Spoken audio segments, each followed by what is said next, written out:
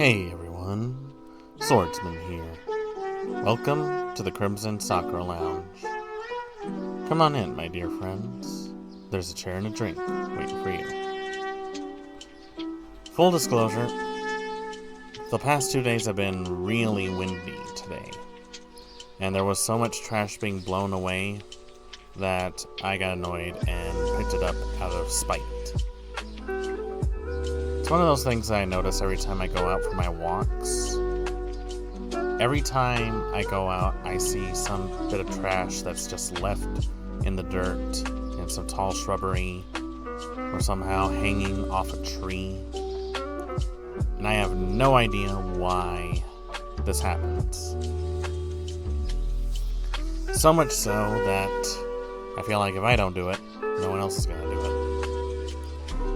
it. And it really just drains me because if I lived in a much more bigger city, then it would be, I wouldn't say it would be better, but at least it would be more understandable. Because there are a lot more people that are living there, thus there will be more trash around. However, I live in a small town in the middle of the desert, right by an Indian reservation. And every time I walk down a beaten path on the sidewalk, or even somewhere in town, which isn't often, I will see things like plastic bags, food that hasn't been touched, some stuff that was in the backyard like pool toys and baseballs, just lined up in things like the washes, on the hanging off of a mesquite tree, or even just being pushed against some cactus. Just really annoys me. You would think that people who claim they're all about the environment, they would actually care a little more about what's going on in their environment. And as it turns out, no, they are all hypocrites. Everyone. And it feels like even it seems like common sense to throw away your garbage in a garbage bin. Very few people actually aim for the garbage bin. You ever walk by someone's house and you notice that the trash hasn't been picked up yet? Then you notice that there are 2 boxes that had food in them, just laying next to the garbage bin, and yet no one is around to pick it up. That's the kind of people I'm dealing with here. Again, if I lived in a big metropolitan area, it would be a little more understandable. Annoying, but understandable. In a small town, however, where we're surrounded more by nature than big city skyscrapers, seeing stuff like this really makes me very annoyed. I apologize for that, but, it's just one of those things where I have to get it off my chest. Anyways, it's the day after April Fool's, and I hope everyone had a pretty pleasant April Fool's and a safe one, hopefully. Hopefully none of you took your jokes too far. I know there are a lot of people who try to do things like make it seem like they owe money to the IRS over something they never did, or telling their parents that they're getting drafted into the army. Those are pretty messed up. As for me, I could never participate because I can't really think of a good prank. At least one that's worth doing. Although I do like to see idiots pull their own pranks and make things a little harder on themselves and other people. Because misery loves company. Moving on, you may have noticed that I'm starting a little earlier today. That's because yesterday, my throat was not having it. It was so itchy and scratchy, and it made me had to spit something out. That's a normal thing for me. I ended up drinking almost a gallon of water and then tried to soothe it with some whiskey and throat-coat tea.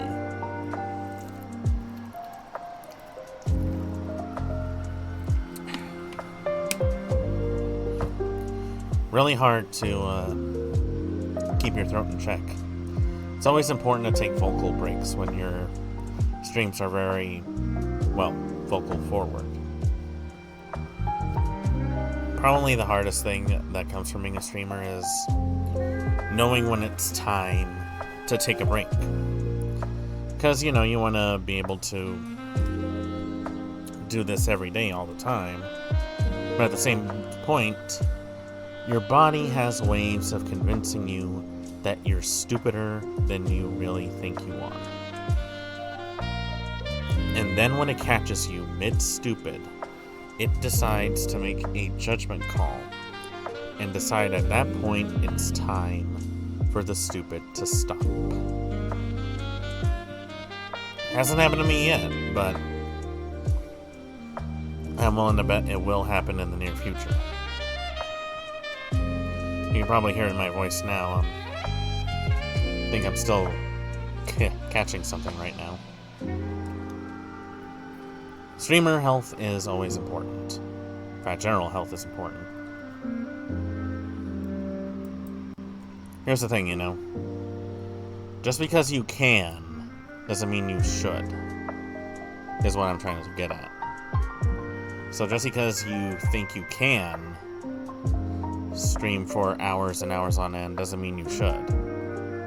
I could stream for 24 hours at a time with no breaks, just reading constantly, but I wouldn't bet on it.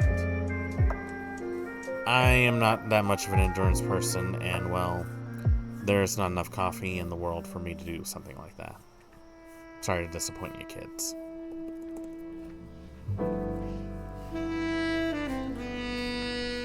But anyway,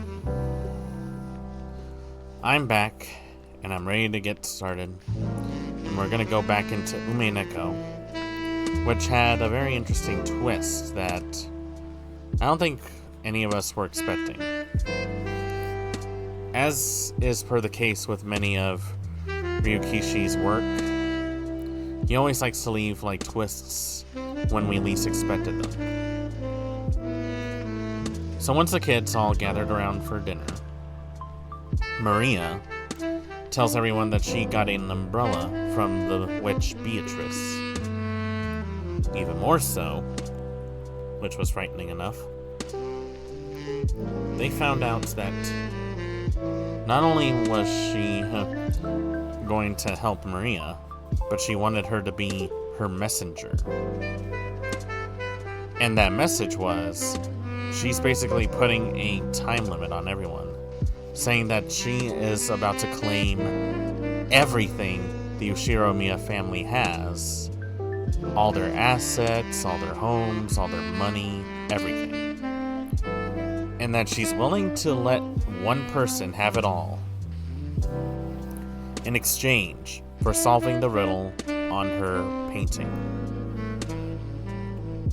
Earlier, Battler and his cousins were trying to figure it out as well, but they still haven't figured it out. To even further surprise, Kraus ended up showing Natsui that there was indeed gold. That the family gold is real, even though he spent so long denouncing it, saying it was fake. Not only was Natsui hurt, she felt a bit of distrust, which is something that really caught on with Jessica when she tried to console her, and in return gave her that charm that Maria gave her. So we'll see if that helps or hinders Jessica in the near future. We also get a clear understanding about Canon and Shannon. I think Shannon wants to be a little more of a person and want to interact with others, but Canon tries to deject it out of the sake of she would probably get disappointed in the end if she was treated more like a person. The servants don't consider themselves people. They consider themselves furniture, items, in a way. Which is very hurtful when you think about it, because that means that they're very depressed, right? Very overworked and could be easily replaced. But this is the life that Kanon, Genji, and even Kumasawa know very well. Because, they work in a very wealthy estate. They're given room and board and a very decent paycheck. So really, they don't have too much room to complain. Still, when you live a life of servitude, you can really see how it affects them both emotionally and physically. Kanon is a bit of a frail person, and Shannon is very timid. Kumasawa is getting up in years. Genji is pretty much the one who the family head pretty much calls to on a whim and only trusts. The family doctor is really only there for chess. And Goda is basically the new guy on the block who, despite being a very good chef and a very good host, he's kind of a dick. So, you really get a sense of not just the wealthy class, but also the servants, and how they're pretty much, I wouldn't say enslaved. More like, you realize that everyone has their problems. As was the case with Aunt Rosa and Maria, when Rosa decided to go Street Fighter and throw down some combos on Maria's face just for going, ooh, which doesn't sound so bad, even by Battler standards. Then Rosa keeps on saying, like, she's 9. She needs to start to grow up, and she doesn't have any friends. Very hurtful things to say about your child, for sure. Then George, trying to be the adult here, tries to mention that every kid has their problems and every parent has to find a way to deal with their problems. That it really wasn't in anyone's position to really do much about it. It's definitely hard to watch, in my opinion. You can really get a sense that everyone is full of hesitation. Or rather, they're very apprehensive. So, it's one of those situations where you feel like you want to do something about it. But someone tries to tell you it's none of your business. You're not part of their family, you're not the father, you're not a parent or guardian. You shouldn't get in the way of that, even though abuse was happening really promptly in front of them.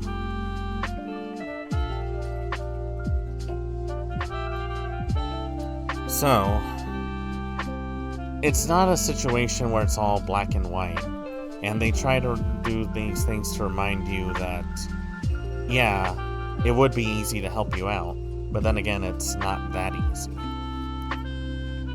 Which is something that's hard to take in. Because if you notice how the adults are acting amongst each other, they're not exactly all that mature. In fact, some of them still act like a bunch of kids. The one thing that really got me, however, was when Badler mentioned that his father was acting strange, and how he blatantly just said he might die tonight. Then his stepmother ended up coming over to talk to Badler, mentioning how someone must be faking it, right? That there's no possible way that there's another person named Beatrice. That it has to be someone who's pretending to be Beatrice. And while Battler's argument is pretty sound in that it couldn't possibly be that, Kirei tries to pull one saying as to how contradictions work with each other, and how you gotta sort of flip over the chessboard in order to see it from a different point of view. So while it's possible to say that there isn't a Beatrice, we can't say that there is one. And while it'd be easy to say that there isn't a 19th person, it's hard to say that there is one. It's one of those things where you don't know until you know, which is both frustrating and odd. But you gotta look at it from their perspective in a way that they are pretty much isolated from the world. A storm pretty much wiped out any chance of them getting off of it. And more often than not, they're all gonna see the worst inside of them. That being said, I'm very curious on how this whole thing is gonna play out. So far, no one has died yet, but the devil's usually in the details. So we might see something pretty soon, and I'm wondering who will end up being the killer. We have seen Maria snap a couple of times. We've also seen Rosa snap a couple of times. But so far, the only one who has really shown any signs of hostility is Kinzo. And sure, while the other adults have their own little spats in the moment, we never see them go as far as doing things that would instigate that they would want to cause harm to each other. So, whether it is Beatrice, or Maria, or Battler, or Kinzo, or the amazing Balloon Boy, we cannot be sure who is going to be the killer.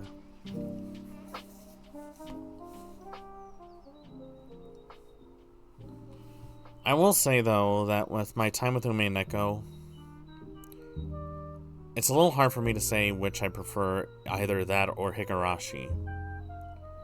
I grew up with Higurashi a little more, so I have a bit of nostalgia to it. Umineko definitely has some good parts, but I think it takes a little too long to establish itself, you know? While Higurashi definitely took its time to set things up, it didn't in a way where it was lined up perfectly. Like it was calculated on how things were going to play out. Here, though, I would actually go as far as to say Umineko is the equivalent of, I think, one of your typical horror tropes where friends are gathered up into one mansion, someone ends up dying, and then they all go who's who. Like, it gets a little frustrating, and you're not even sure who's the real killer. In Higurashi, you find out that there's a whole conspiracy going on within the village, and that a lot of its inhabitants definitely have another side to them. And each chapter does a very good job in not only delivering twists, but also in delivering some clarity. It's like each chapter gives you a piece of the puzzle, and then when you get onto the next chapter, it refers to the last chapter as if it were common knowledge. Almost like everyone had retained it. And then it throws in even more twists that will give you questions. And then that question will lead on to another question, in which it will provide 3 possible answers. And then, by the time you think you got to one of those answers, it actually throws a loophole to you. Like, just those little things, those little moments, really separate it from being a good book to a great one.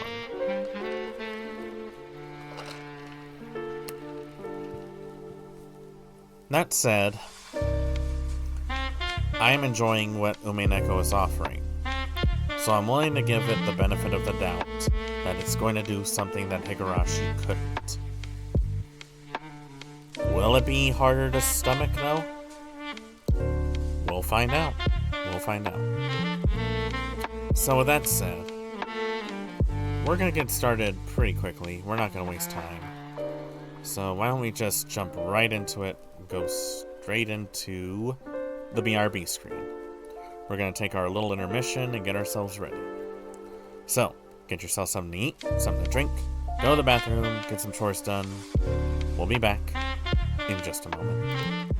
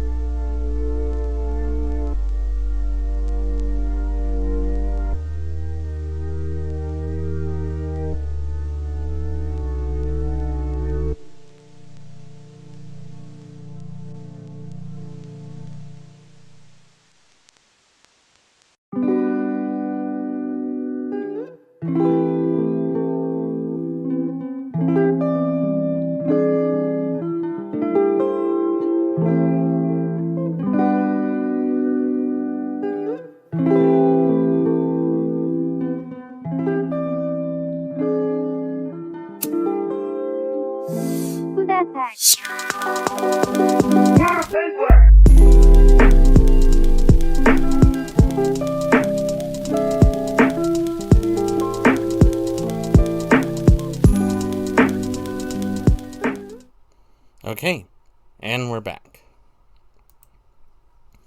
So, hope you're all refreshed. Let's get this party on the show. Ready?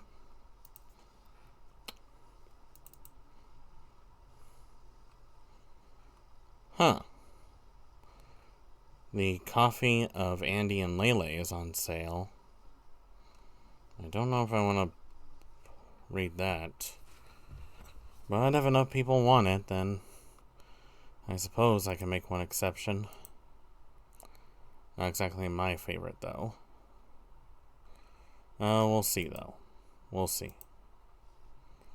For now, though, Umineko.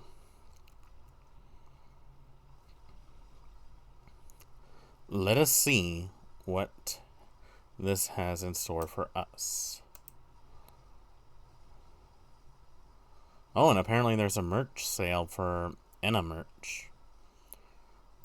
So that would be interesting. We'll see if we'll get any money out of that.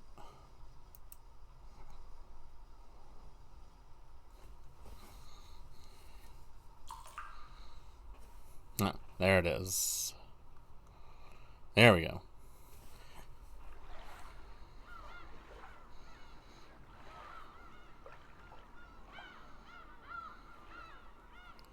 Okay.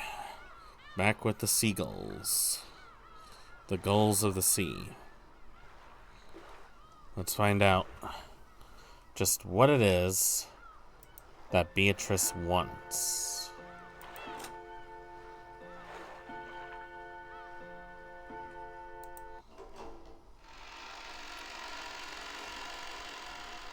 I'm very curious to see what happens. Is that for real? I had no clue. Dumbass, you're too loud. You'll wake Maria up. Balor was so surprised that he yelled obnoxiously and scattered his cards everywhere. His voice caused Maria to turn over once, but she soon fell back into a deep sleep. Jessica gave him a jab and he lowered his voice. Still, seriously, now you mention it, they really did have that kind of atmosphere, didn't they? Now I see. So George Aniki is... George couldn't be seen anywhere in the room. A short while ago, when Shannon came into the room, George suddenly said he'd forgotten something back in the mansion and that he needed to go back to get it. Shannon said she would guide him, just like she had on the way to the desk house, and the two of them departed together. Well, there's actually been signs of that for a while now. You know, questions about hobbies and favorite things. I always thought it was a bit much of a passing interest. And look what's happened now. Come to think of it, I get the feeling George Zanicki's always been overly nice to Shannon-chan. Now I get it. A little, hanky-panky with the servants.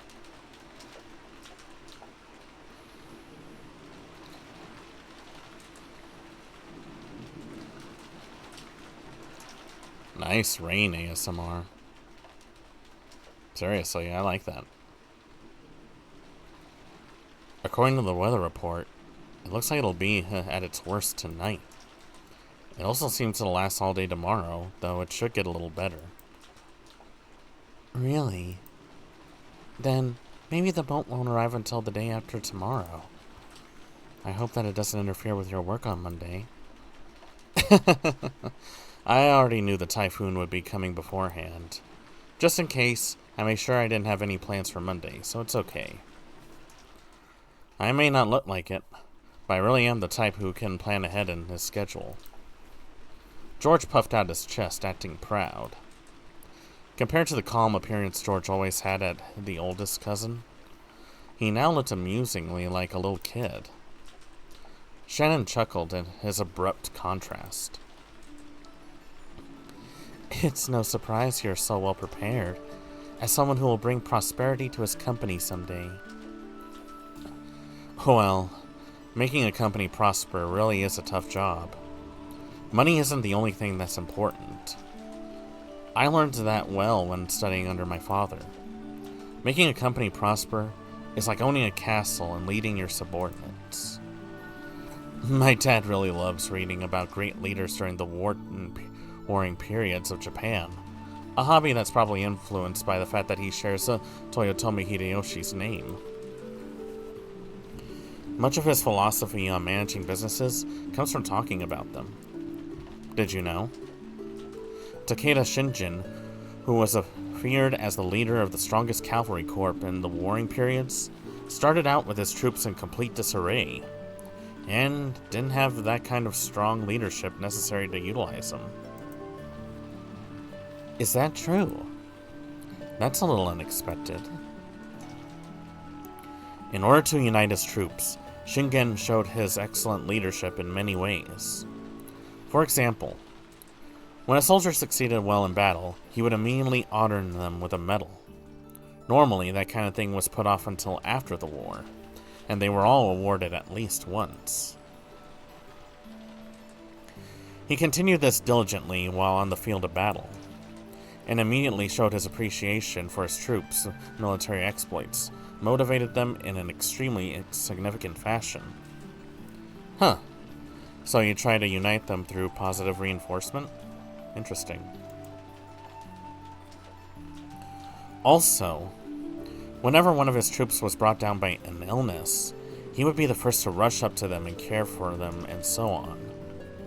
Takeda Shinjin wasn't just the man who led the strongest cavalry corps in the warring period. He was the person who cared the most for his troops throughout that era. And because he was that kind of person, all of his troops went along with him. The truth was, Shannon had already heard this story several years ago.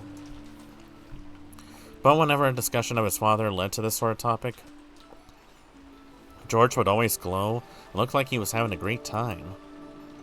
So Shannon just smiled without interrupting, urging him to continue. Of course, in a capitalist world, money determines both your strength and the height of your fortifications. But you can't build up a castle or succeed in war by yourself. Such things can only be accomplished with the support of many subordinates, by borrowing their strength. After understanding this, when I look at my father's back, I realize how immature I am. I can clearly see how much competition he had to overcome before building up all that he has now. George-sama, you truly look up to your father. I'm jealous. Sorry. That's not how I meant it. I'm sorry. That's not how I meant it either. The two of them awkwardly looked at their feet.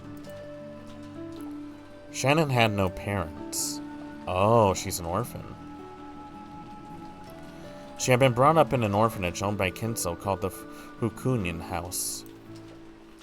Under the guidance of Kinzo, their honorary director, the orphanage offered memberships who excelled at the chance on-the-job serving experience. If their efforts met with Kinzo's approval, they'd be able to leave the orphanage and work as servants for the Ushiromiya family. This was considered to be a highest honor for those who lived in the orphanage. Huh. An interesting way of getting a job. Servants from the Fukunin house all took names with the character "on" in them while they served. Ah. So Shannon wasn't really her name. The same went for Kenon. All the members of the Fukunin house were orphans. At least, they were all people who had been separated from their parents under special circumstances. Because of this, the orphans had to be taught to think of each other as their only family. That's why it seemed so natural for both of them when Kenon called Shannon his sister.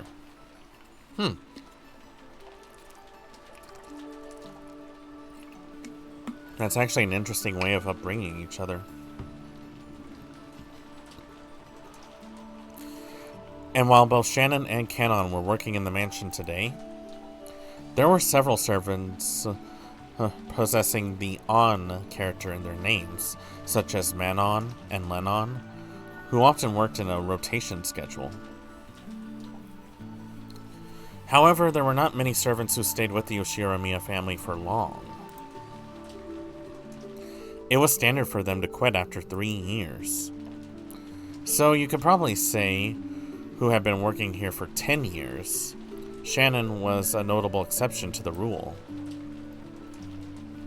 Working as a servant for the Ushiromiya family was a heavy burden to bear, but the pay wasn't bad at all.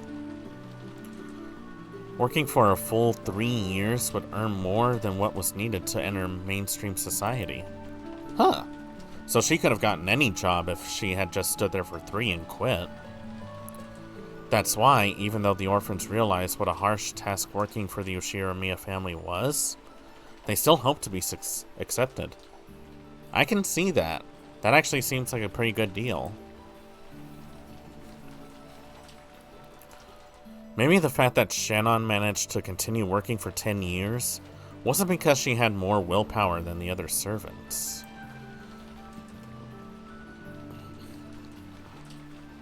Maybe she got stuck working for 10 years because she didn't have the courage to say she wanted to quit. Ah. That would actually make a lot more sense given her timid nature.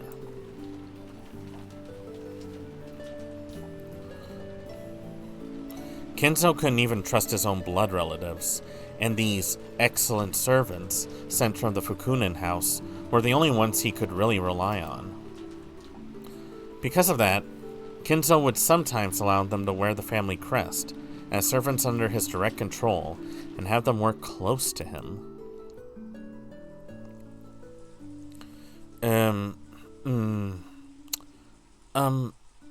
You've been working here for almost 10 years now, right? You must have saved up a lot of money by now. I wonder. It's not like there's anything in particular I like to buy. After all, a few million yen isn't enough to live off of the rest of your life.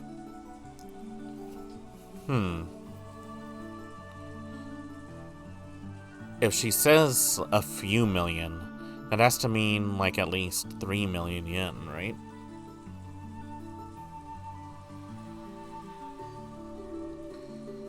So that's 3 and 6 zeros.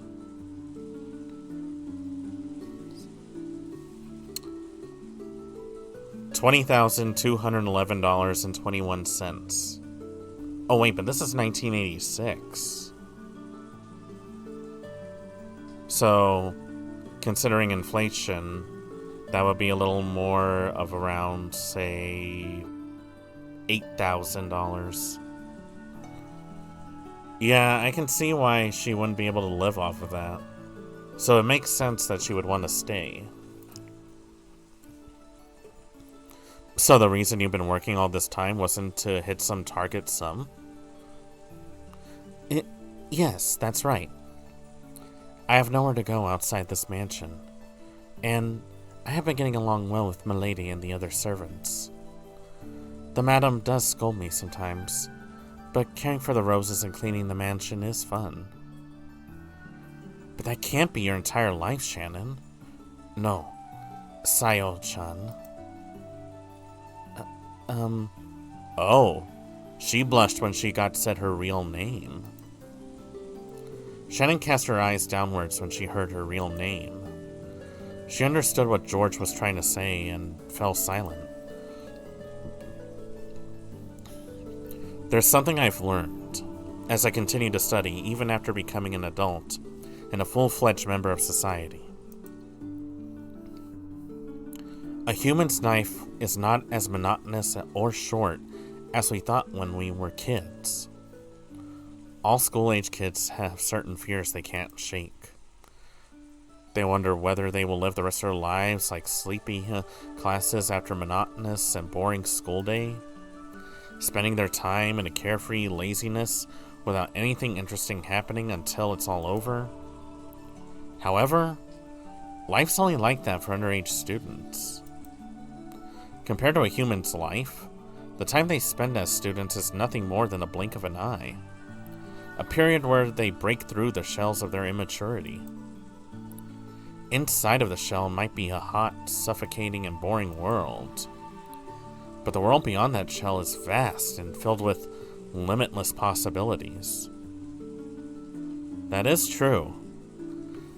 Sometimes when we go through school, we feel like we're getting nowhere in life. But really, it's just the beginning of it. Sometimes you need to have boundaries in order to push through them. And sometimes you need to know what limits you have so that you can go beyond them and try to obtain a much happier life. So far, your life has been trapped inside the shell called Shannon. I think you're under the mistaken impression that your life will continue like this forever. That's... Shannon couldn't deny those words. She had been unable to harbor any clear doubts about her lifestyle, and since she never had any hope or goals for changing herself, she'd lazily continued living the way she always had. And if asked whether this life was satisfying, she wouldn't have been able to nod. She may have been intentionally averting her eyes from the truth.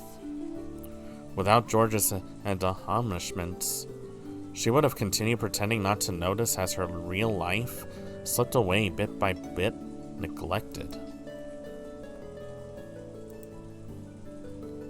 George-sama, is it wrong for me to continue living this way?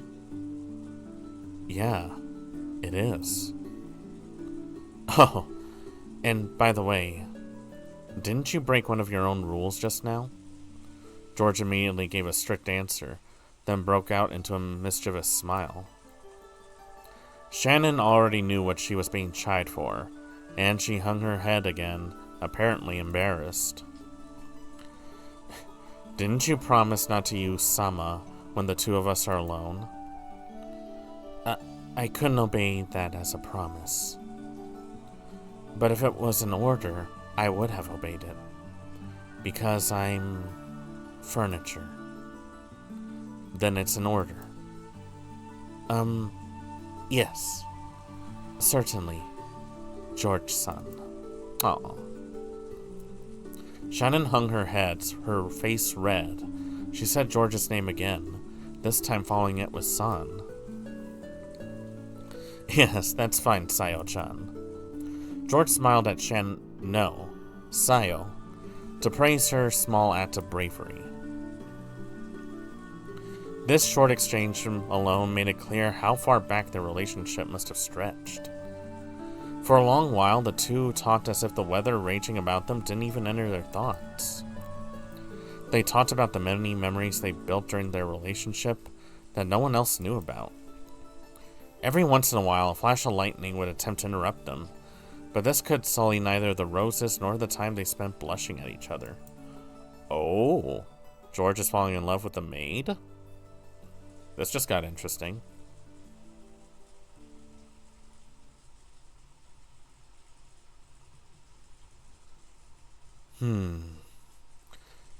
That's right.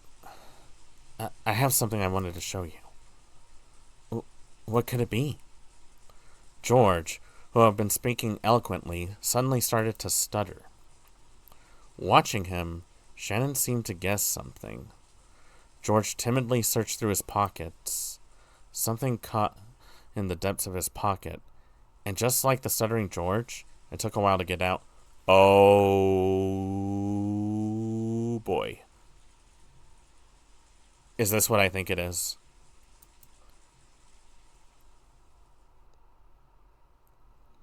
It was a very small box. A small box covered in a deep blue velvet. I knew it! I knew it! I knew it! I knew it! I knew it! I knew it! That peculiar shape was enough to tell anyone what was resting inside.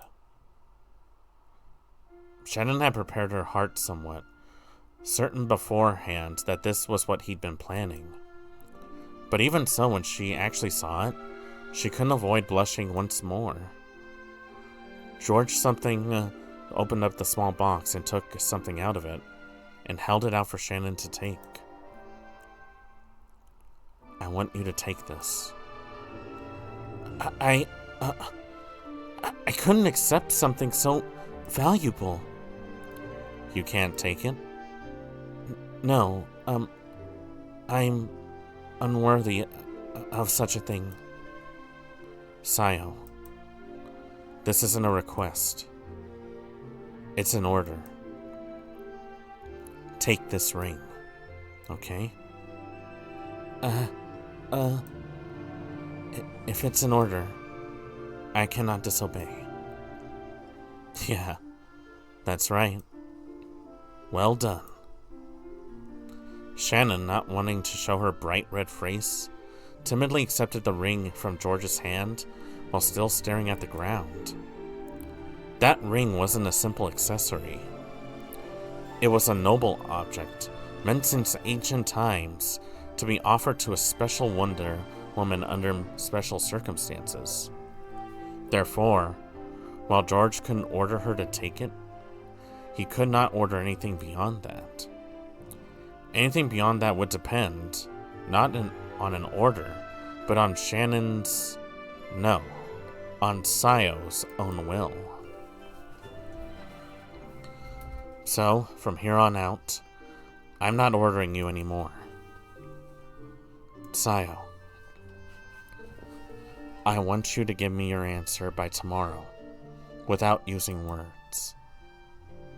Do you understand? How should I? I won't order you any further, so this isn't an order. But a ring is something you put on your finger, after all. If you like it, you can put it on any finger you choose. Shannon had only pretended not to know.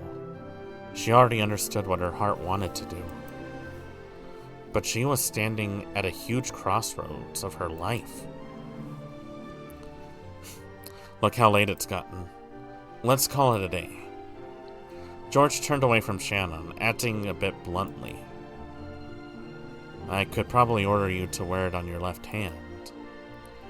You might be timid and dependent enough to actually obey that kind of an order. But I want at least this last step to be done by your own will, Sayo. Understand? Yes. So, that's my order. I want you to think about it well tonight, and show me your answer tomorrow. Shannon nodded back. Today was the culmination of their many days spent together. This moment certainly hadn't come to a surprise to Shannon. We should get back to the guest house soon. If we take any longer, we'll make everyone worry about us. Oh, I'm sorry. I just remembered I had something to do in the mansion, so, I have to go back to the mansion. At a time like this?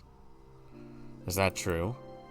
George stared into Shannon's face as he laughed mischievously.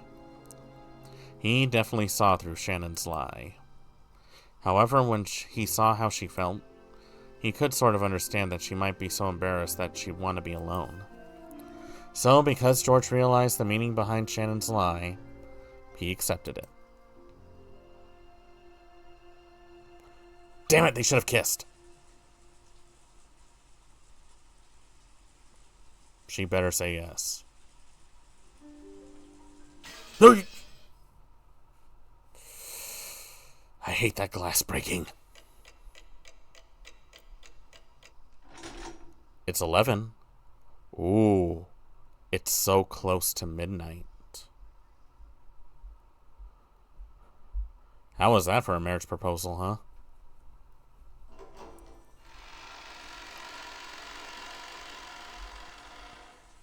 Shannon entered the entrance hall to the mansion with a tottering gait. A mixture of exhalation and uncertainty gave her a feeling that she couldn't easily describe. It swelled up in her chest until it felt like she was about to burst.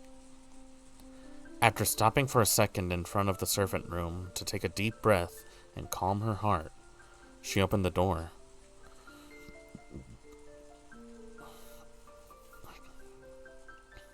Inside, Goda, who had been ordered to take the midnight shift at the mansion tonight, was absorbed in a worn-out cross-puzzle magazine. He looked up for an instant to see if one of the family had come, but when it realized it was a fellow servant, he returned to a puzzle as if nothing had happened. Genji-sama told me to come and help you. Ah, is that so? That's a relief.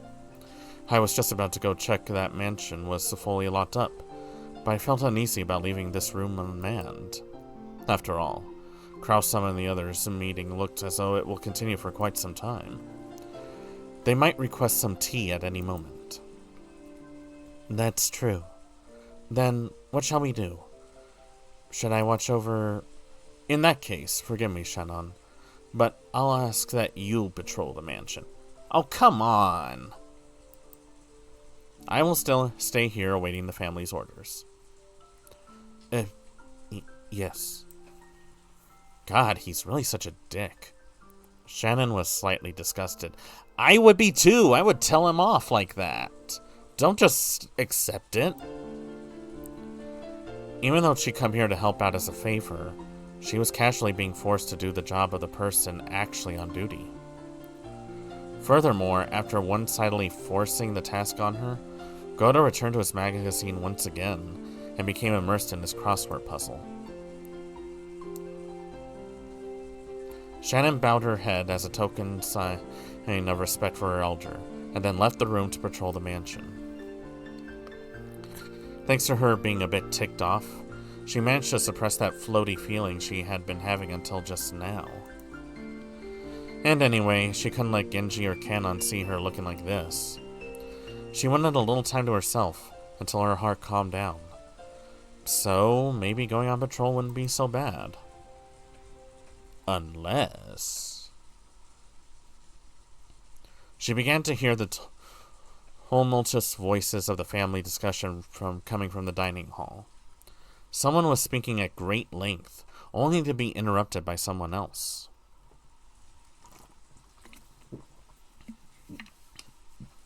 This second person also began to speak in a very long, drawn-out fashion, until yet again another person interrupted. That kept on repeating.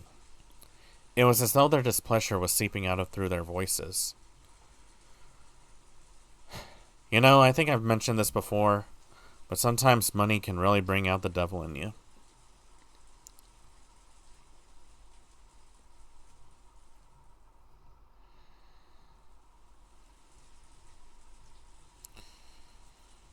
Like my granddaddy used to say, you can't tell what's in the pickle barrel until you opened it. That made no sense. That made no sense. That made no sense. That made no sense. I don't know why I said that. That made no sense. I was hoping to have something a little more... I was hoping to have something a little more clever, but that was the best I could come up with. She had been told to go to the guest house, so it would be bad if Kraus discovered her. Thinking this, Shannon dashed past the dining hall. Then she went along prearranged route through the dark mansion, checking that all the locks were secure. She walked down the hall, checking each window. There were no humans in Rokenjima other than those connected to the family, so locking up didn't really serve much of a purpose. No one had been in the habit of locking up at the Ushiromiya head family, at least not until Natsui had scolded them for being careless. The metal fixtures on the windows were cold as ice, and as she checked them one by one, the glow in her heart seemed to cool down. Whoa, what? What? At that time, she thought she saw something twinkling across the hall. Twinkling? How could anything be twinkling through the darkness of this hall? She figured she might have been imagining it, but she still held her breath. Grasping a curtain, she fearfully gazed down the hall.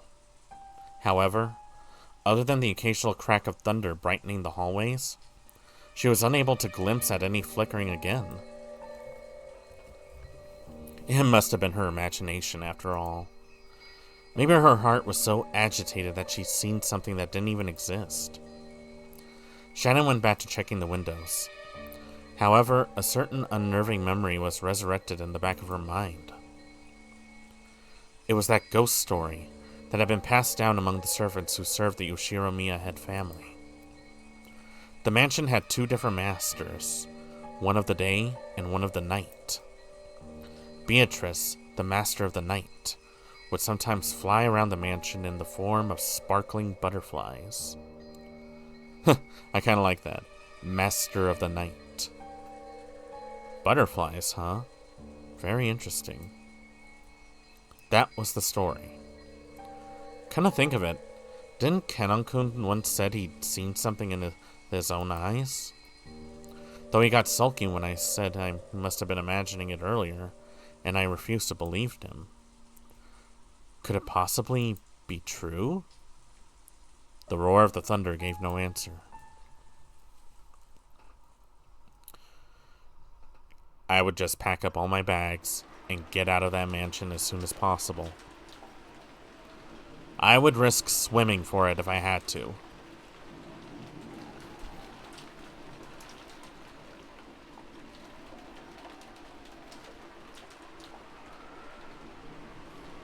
Very creepy.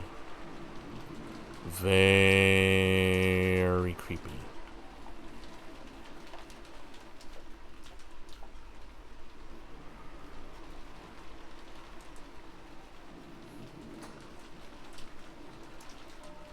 Oh, the painting.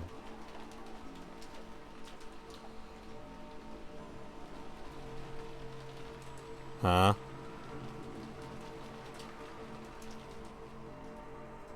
Hi, Beatrice. Oh boy. Is that the midnight bell? Don't scream, please. I really don't need that in my life. Oh, thank God. Oh, thank God.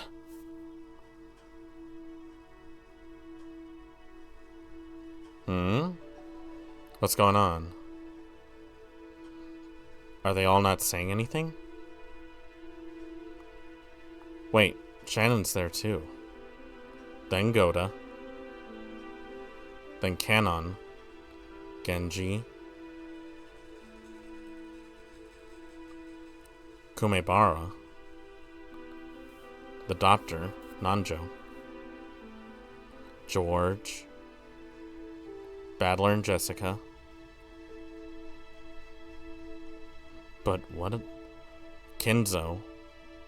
But what about Maria?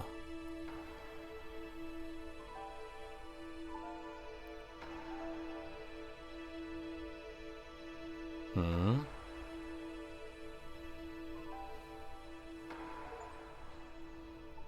All the pieces in place. What will you see on the game board? Oh!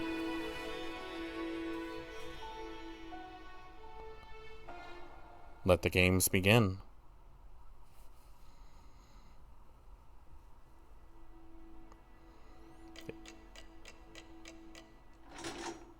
Well, it's 7 in the morning. No, wait, it's 6 in the morning. I'm stupid. No, wait, it's not 6. No, yes, it is 6. Yes, no, it is. Maybe? Don't answer that. Yeah, no, it is 6. Second day, October 5th, 1986.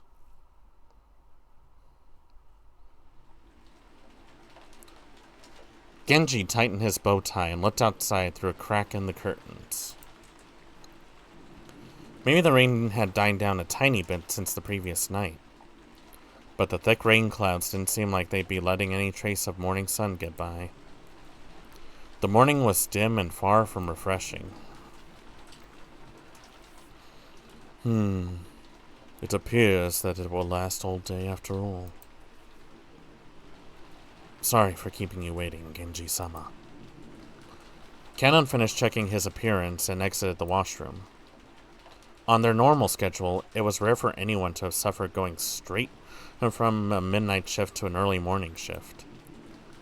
They were on a special schedule for the 2 days of the family conference. However, unless the typhoon passed today, the relatives staying on this island would last until tomorrow. Kanon thought it'd be best to prepare for the schedule to last at least an extra day. Flashbang. The two of them left the guest house, opening their umbrellas. The rose garden had been devastated by the wind and rain on the previous night. Even though they spent several days making it beautiful to welcome the guests, one storming night was enough to ruin it. Jeez, I don't even want to think about how much time and effort it took to grow that rose garden. Kanon sighed. The two headed for the mansion. They were supposed to meet up with Goda and prepare for breakfast. Goda was such a perfectionist that he probably had already woken up and was probably already preparing a breakfast as exquisite and elegant as glasswork. They reached the overhang by the entrance to the mansion and folded up their umbrellas. Genji took a bundle of several keys from his pockets and unlocked the front door. The Oshiramiya family mansion was the only thing on the Rokenjima, so, in the past, they hadn't been in the habit of locking up. However, Natsui had ordered the mansion be locked up from midnight to early morning. Ever since then, unlocking the door in the early morning had become part of the servants' morning shift. This task had been given to Genji and Kanon, so that Goda could start preparing breakfast as soon as he woke up.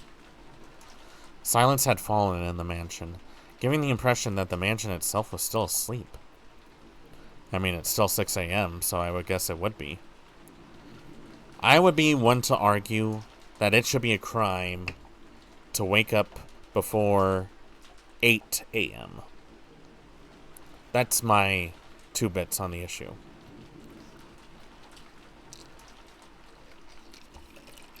And it's not laziness. I would never be lazy. I just feel that sleep should be appreciated and that the day should start after you've had a healthy, balanced breakfast and a cup of coffee, and just taking an hour to enjoy the rest of the morning. And is that too much to ask for?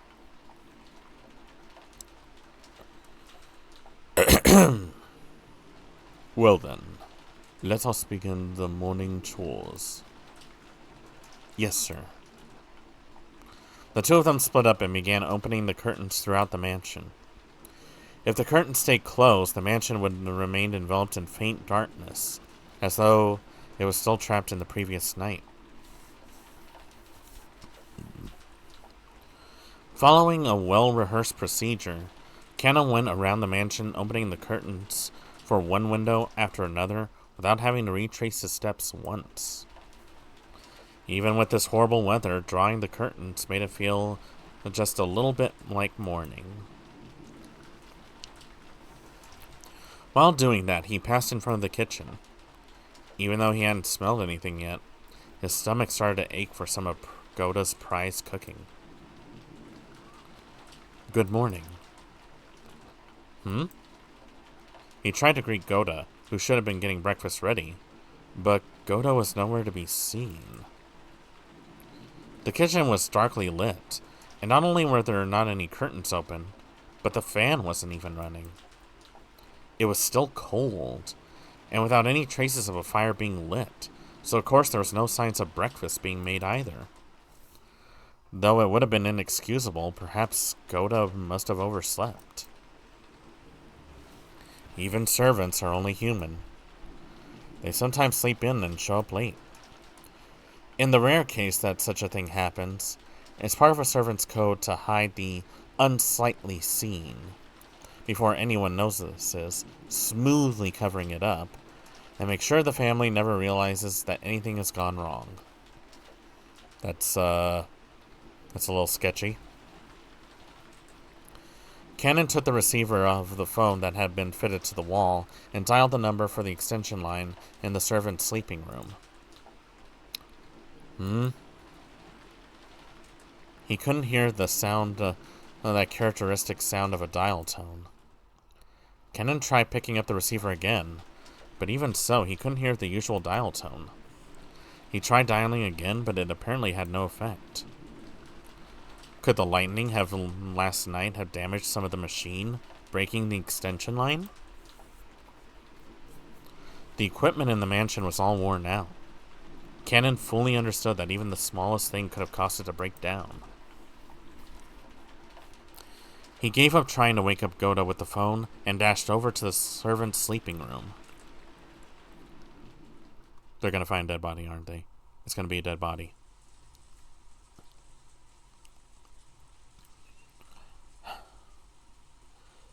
How long has it been since I stopped sleeping and stared lazily up at the ceiling? That vague sense of awakening was part of Natsui's usual morning experience. She always slept lightly and couldn't sleep at all without medicine. Man, that's a mood. I know that feeling all too well. To Natsui, sleep was definitely not a happy thing. When she looked outside, she could see that it was still pouring. If she hadn't sensed a tiny amount of light, she might have mistakenly thought that it was still the previous night. She herself was one of the hosts, so she mustn't wake up later than her guests. Urging herself on, she raced up her body, which still hadn't completely recovered from yesterday's weariness. No one would torment her as long as she remained inside this room. And her headache wouldn't get any worse. This room was the only place she could find peace.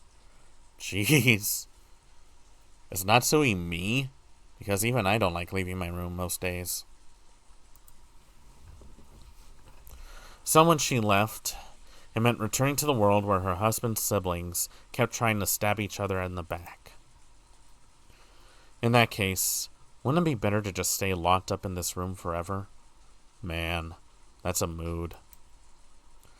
That ridiculous notion brought a bitter smile to Natsui's face. She was starting to sound like Kinzo. That wouldn't be good.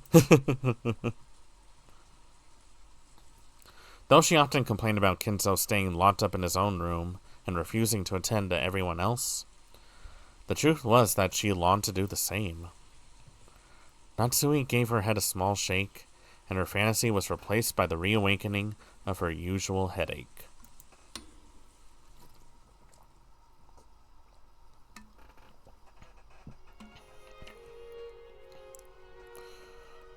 When she reached for the doorknob, trying to leave the room, her hand touched the scorpion charm that she had hung from it before going to sleep in the previous night. It was Maria's charm, which Natsui had received from Jessica. Didn't Jessica say something about it having the power to repel magic, telling her to hang it from her doorknob? Maybe it was thanks to that charm that at least this room had been protected from the malice of her husband's siblings. As she thought this, her mood began to get a little more cheerful. I wonder if I have to thank Jessica for the little bit of peaceful sleep I managed to receive. Then Natsui remembered. That's right. Last night I promised Jessica that I'd give her a charm of my own in exchange for this one, didn't I? Natsui opened a drawer on her dresser and took out an antique accessory case that she had treasured when she was a child. Inside there were many small objects that Natsui had thought were valuable at the time. From amidst those, she pulled out a red pouch. Inside was a small round mirror, about 10 centimeters across. It looked quite old, but the back of the design with the mirror was very ornate, and it felt like something of historical value. About slightly bigger than your typical compact.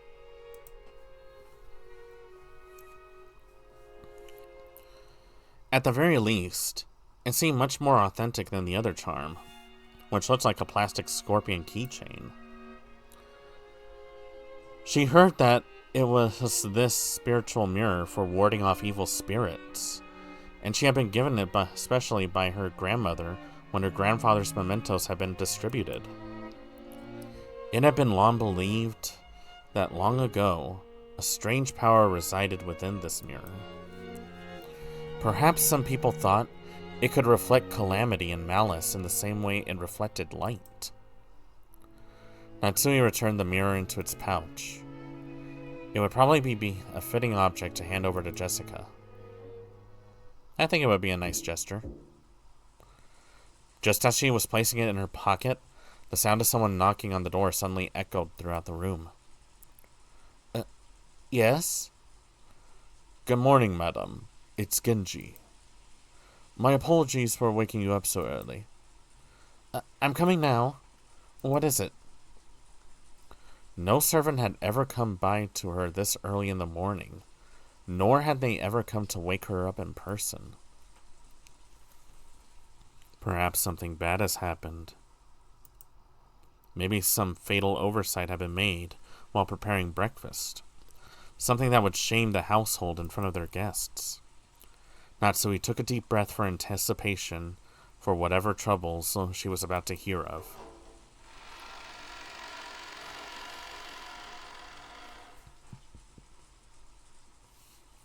Does anyone else ever get a sense of uneasiness when that loud creaking happens?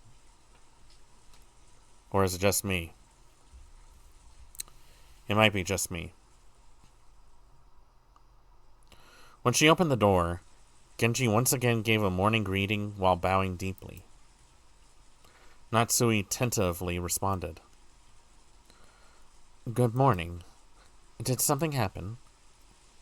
My apologies. It would seem that the telephones had broken down due to the lightning last night. The extension telephone isn't working, so please forgive my coming to see you directly. The extension telephone isn't working? That will be troublesome. Will it be possible to fix it? I am afraid we don't know where the damage of the location is. Later on, I would like to call in an expert and have him repair it. Does that mean we'll be unable to have it repaired until the typhoon passes? The net will remain broken down for the duration of our guest's stay. Will that hamper our efforts to care for our guests? We will do all that we can to ensure there are no problems. Very well. I'm counting on you to make sure we don't have any blunders. Natsui let out a small sigh of relief. She had been prepared for the worst, but damage to the telephones wasn't the kind of trouble she was worried about. Then again, even this would be enough to spark sarcasm from Eva. Natsui gave her head a light shake. Are the preparations for breakfast proceeding well? As to that, we haven't been able to find Goda. The arrangements for breakfast have yet to be carried out. What did you say? Natsui was indignant. To her, this was a much bigger of a problem than the phones not working. And despite that, this piece of information was part that has been postponed. Why did everything go well most of the time, and then come to something like this when the relatives were visiting? Natsui put her hand to her forehead, and shook her head. Hey! Well, I suppose he slipped in. At any rate, just see to it that someone hurries up and prepares breakfast. I don't care who. What? Natsui exited to the hall and turned around for a second to close the door in her room. The creepy thing she saw there silenced her completely. It was an unpleasant sight, as though someone had dipped their fingers in a reddish-black liquid and scratched at the doorknob. It was probably some sort of awful prank, arranged by some person who wanted to make it look like as though they tried to force the door with bloody hands. What sort of prank is this? How awful! I also just noticed it as I came to call you. I will clean it later. Perhaps this is a vulgar joke by one of the guests.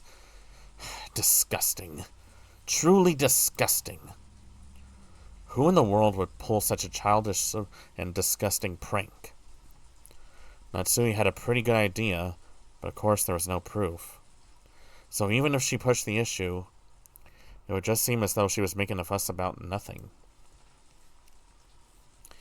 In fact, it would surely be better to act as though she hadn't even realized that such a prank had been played on her. Maybe perhaps because it's not a prank? I mean, I don't know about you guys, but if I saw some blood on my door, I would probably call the police as soon as... Oh wait, the landline's dead. They wouldn't be able to. I probably would look for the person who was doing that, just to see why they were doing it.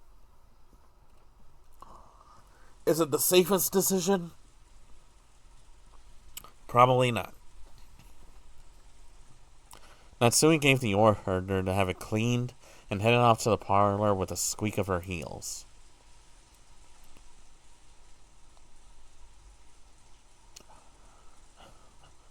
When Natsui and Genji arrived in the parlor, Eva and Hideyoshi were already there. Good morning, everyone. Morning, Natsui-san. I hear Goda-san would be making us breakfast, too. My stomach's been getting all excited since I woke up. After all, it seems food is all you can look forward to at the head family household. I'm pleasant to see that you're in high spirits so early in the morning, Eva-san. With a weary expression, Natsui returned Ava's gaze, which was fiercely competitive despite the early hour. Then Kenon jogged in. After bowing an apology to the relatives for running inside the mansion, he noticed Genji and told him something in a small voice. Kenon, have you still not found Goda? My apologies, madam. I went all over inside of the mansion and the guest house, but I still haven't found him.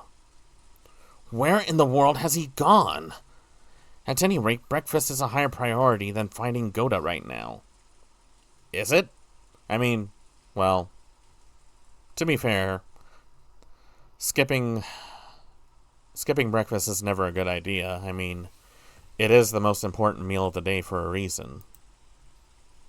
See to it immediately. Yes. Kenon glanced at Genji. It seemed he had something else to report, but it was uncertain whether or not the words should come from him. Genji nodded and decided to give the report himself. Madam, it's It is not only Goda. Your husband is also nowhere to be found. My husband? Yes. Even before visiting you, I went to his room to tell him breakfast wasn't being prepared, but I did not find him there. Furthermore, he is not the only one missing. Rudolph-sama, his wife, and Rosa-sama are nowhere to be found. Not in the guest house? Nor the mansion? Yes. They were not in their rooms in the guest house either. When she heard that and Goda alone was missing, she had assumed that he had slept in or was lofting around somewhere.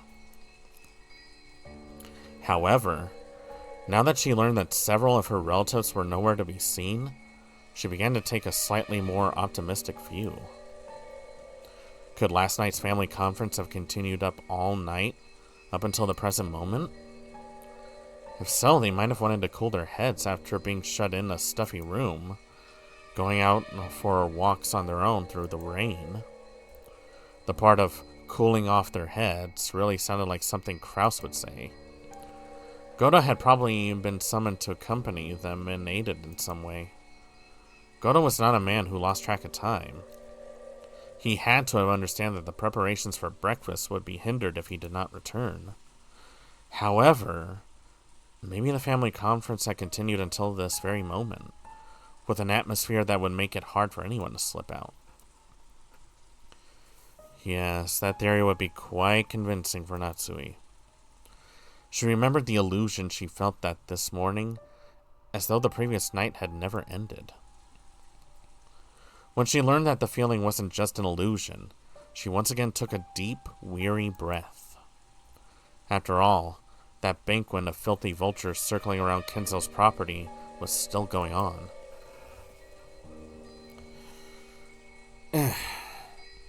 Perhaps they are still discussing the inheritance somewhere in the garden, or maybe on the beach. At any rate, if we don't call Goda back, we'll never be able to begin preparations for breakfast. So what are you saying? Ani-san and the rest still continuing their discussion? She had planned to say it in a small voice, but Hideyoshi overheard Natsui and managed to grasp the situation. Ni-san and Rudolph sure are tough. Maybe it's just youth in Rosa's case. Just a bit after midnight, the two of us were so tired that we headed back to our room. Though I do remember that Ni-san and the rest were still having a heated discussion at that point. Men certainly are unpleasant when they get all fired up. Natsui snorted, but her face was still blank. Cannon, search outside. If you find Goda, tell him to return immediately and begin preparing breakfast. Certainly. Natsui Ni-san, we don't know for sure that they're outside, do we? Couldn't they also be inside Father's study? I see. That's certainly possible. I don't know what path their conversation took, but there's certainly a chance they moved to Father's study and let him in on the discussion. I can't imagine that Father would be willing to let them bring in such a detestable topic into his study. You really think so? Well then, there's nothing we can do. I'm sorry, Genji-san and Cannon-san, but could you search outside? It wouldn't be that strange for Ni-san to suggest that they go outside for a walk to cool their heads, even in this weather. I'll go to Father's study. Who knows? They might actually be there after all. Ava-san, I couldn't ask a guest like you to exert herself so. I will go. I can also wish him a good morning while I'm at it. Oh, and then I'll leave it in your hands. Though somehow I doubt he'll return your greeting. Natsui Ni-san, have you always been on such good terms with Father? I don't know whether you can call it that, but I am sure I've gained his trust as the wife of the successor to the Oshiramiya family. Then I'm sure he'll at least answer you, right? I like to at least have breakfast with Father. Do you think you could convince him to come down and join us? It seems that he thoroughly despises the rest of us, but I'm sure he'll listen to you if he trusts you that much. After speaking so boldly, if you are unable to convince Father and come down alone, then I doubt you'll ever be able to claim that you've earned his trust again.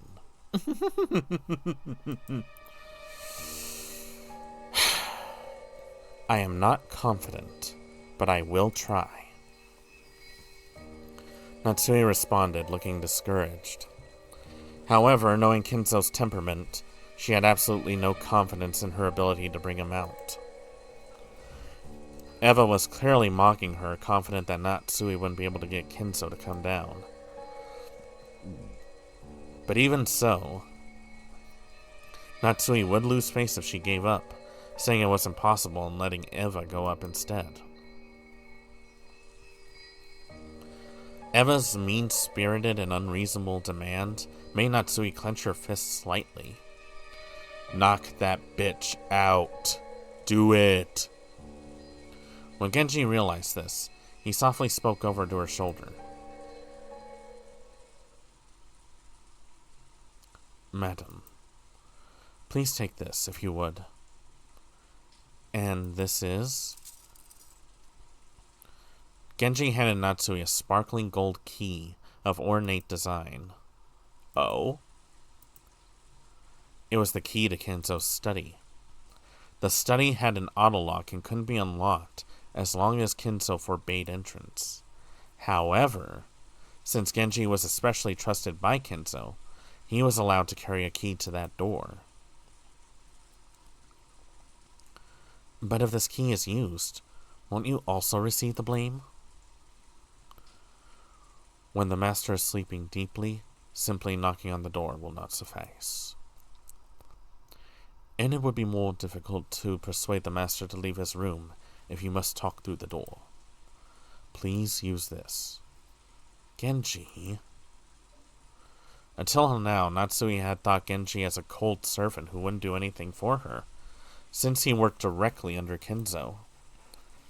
But it looked like she would have to alter her understanding of him. She wanted to communicate her gratitude, but by then, Genji had already turned her back on her and was walking down the corridor with Cannon. But Natsui watched them go. The words directed at her from behind were sneering. Well then, you must bring Father with you, okay? After all, it's his son's precious wife who's asking. I'm sure he'll listen to you. We're guests, so we'll just relax at our leisure. Quit it, Eva. You're taking this too far.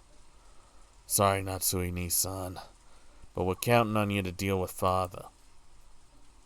Without answering, Natsui forcefully spun around on her heel and quickly left that place. God, Eva really likes to stir up the hornet's nest. After all the excitement from the previous night, there was no way anyone was going to wake up early. George, Aniki, Jessica, and I were snoring loudly on the beds in the cousins' room. But Maria, who had gone straight to bed without joining in, was completely awake.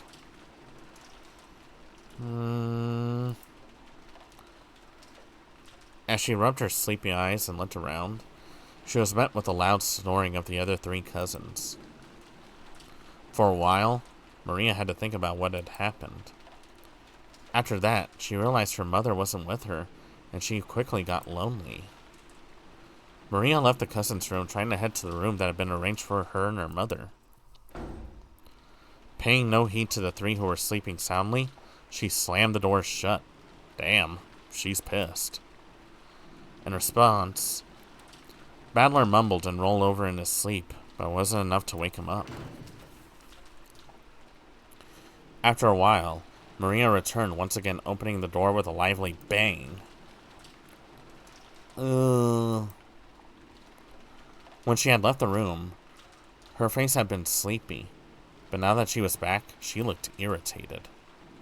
After that, she climbed up on Battler's bed, which happened to be the closest, and started yelling and jumping on it like it was a trampoline. Ow! Oh! Oh! Wake up! Ooh. Is it an enemy raid? Surround them! After making sure I was awake, Maria moved over to Georgianiki's bed and started jumping on that too.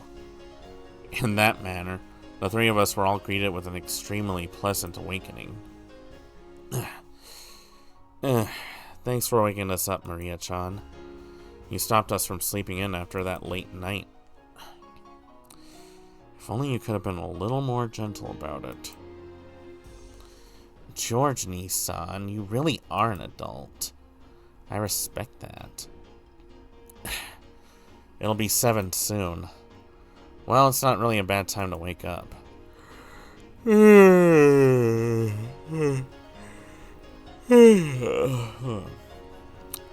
That yawn was completely made up. It was not a real yawn. I fooled you all.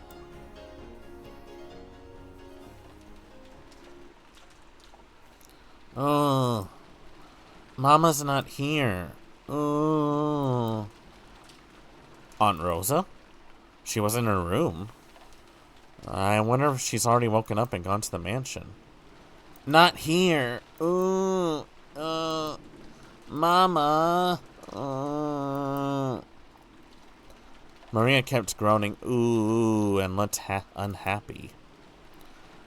She didn't exactly seem lonely because her mother wasn't around.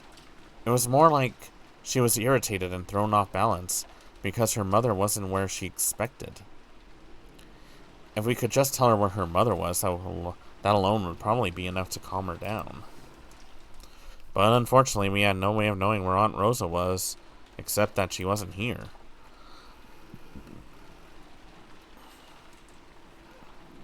Anyway, it's time for breakfast, so let's head over to the mansion. That's right. Maria, let's go to the mansion together, okay? I'm sure Aunt Rosa will be there too. Ooh, Mama's in the mansion? Then I'll go there. Ooh. Yeah, guess we should go to the mansion. Our parents have probably already gotten there. Maria regained her usual composure so completely, her earlier tantrum now seemed like a lie. We got dressed, left the room, and headed for the mansion. Oh, right. It was still raining.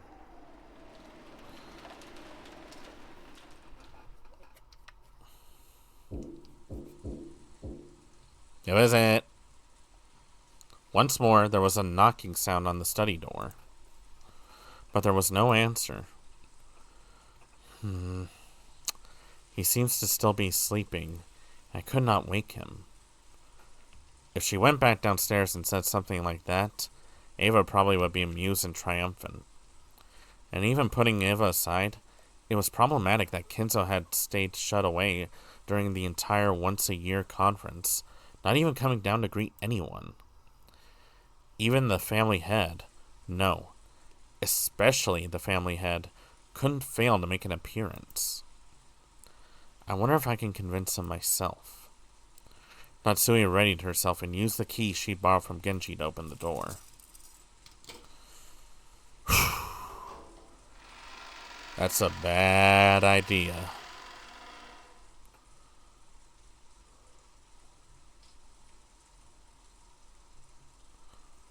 Even though she was prepared for the sweet stench, which seemed to eat into one's brain as it poured out through the small crack in the door, she couldn't help but grimace. Thinking that he might still be sleeping, Natsui entered the room quietly. I feel like he would be really pissed if she entered the door.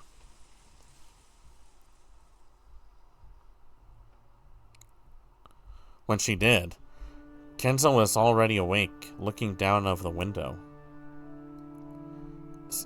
So you're awake. Good morning. How did you get in?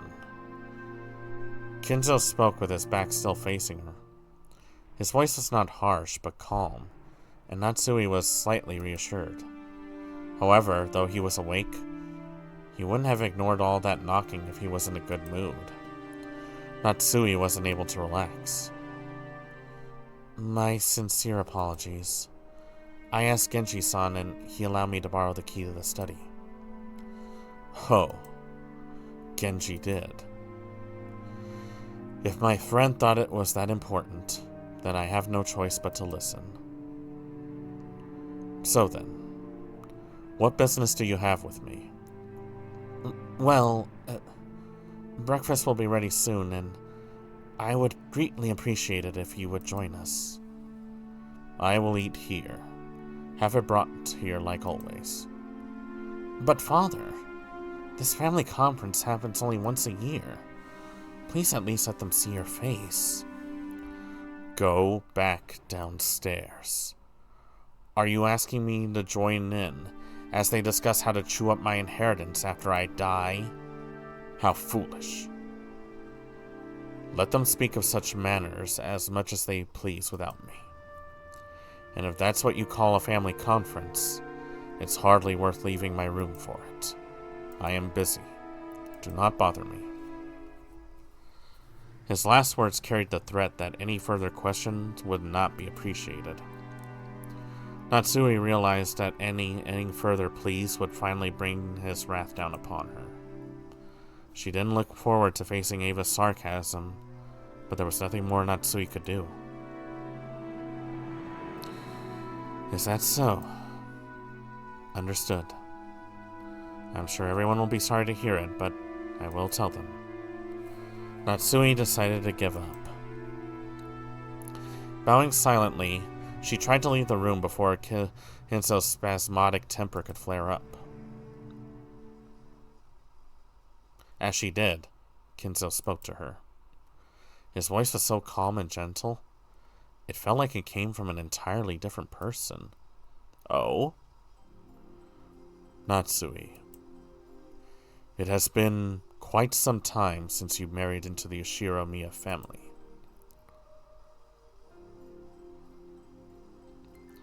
Bedward, welcome on in. Hope you enjoy your stay. Welcome to the Crimson Sakura Lounge. Huge fan of VODUmineko here. How are you liking the VN so far? I'm so glad you asked. So, I've only gotten this far in episode 1, but I'm very intrigued by it. It definitely doesn't have the same sort of setting or background that I'm used to with Higurashi, but there's something so good about it that I can't help but being drawn into it. So, really, I'm starting to enjoy this. I'm probably going to be a Higurashi fan until I die, but so far, Umineko, definitely up there. So, I'm really looking forward to the rest of it.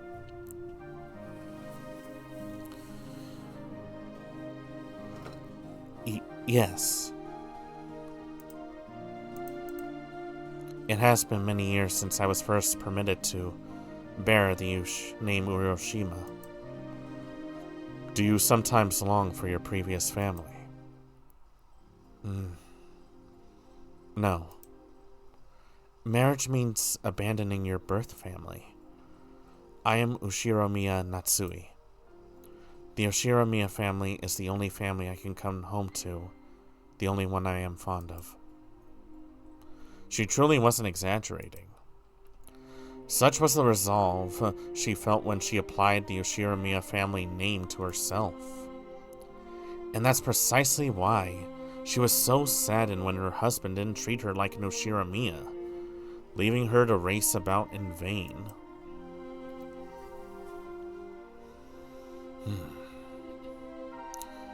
If Kraus were a woman, and you his husband...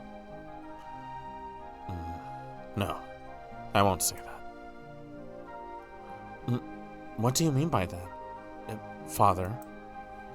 Natsui was shocked. If Kinzo's words were just now what they seemed, it would be more than enough to make up for all she'd suffered up to that point. Forget it. It's just the nonsense of an old man.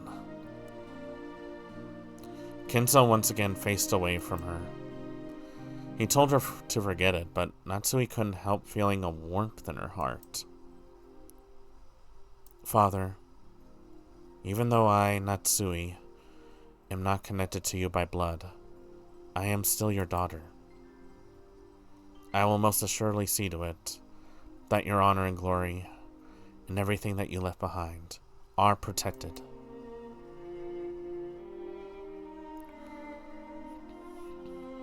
You do not have the right to wear the one-winged eagle. However, the one-winged eagle is surely engraved in your heart. That is irrefutable proof that you are my blood relative, one who will inherit the glory of the Ushiro-miya family. Some will sneer that there is no eagle on your clothes, but such words are not worth lending an ear to. Only those who hold the eagle in their hearts are my true blood relatives. I now consider it an honor that you were welcomed into the Ushiro-miya family. Wow. I had Kenzo all wrong. That was pretty heartfelt. That really must have made her feel so much better. Without saying any more, Kenzo remained with his back turned to Natsui. However, Natsui couldn't help but feel something warm well up inside of her that she hadn't felt since long ago, when she was just a child. Natsui bowed silently to his back and left the room.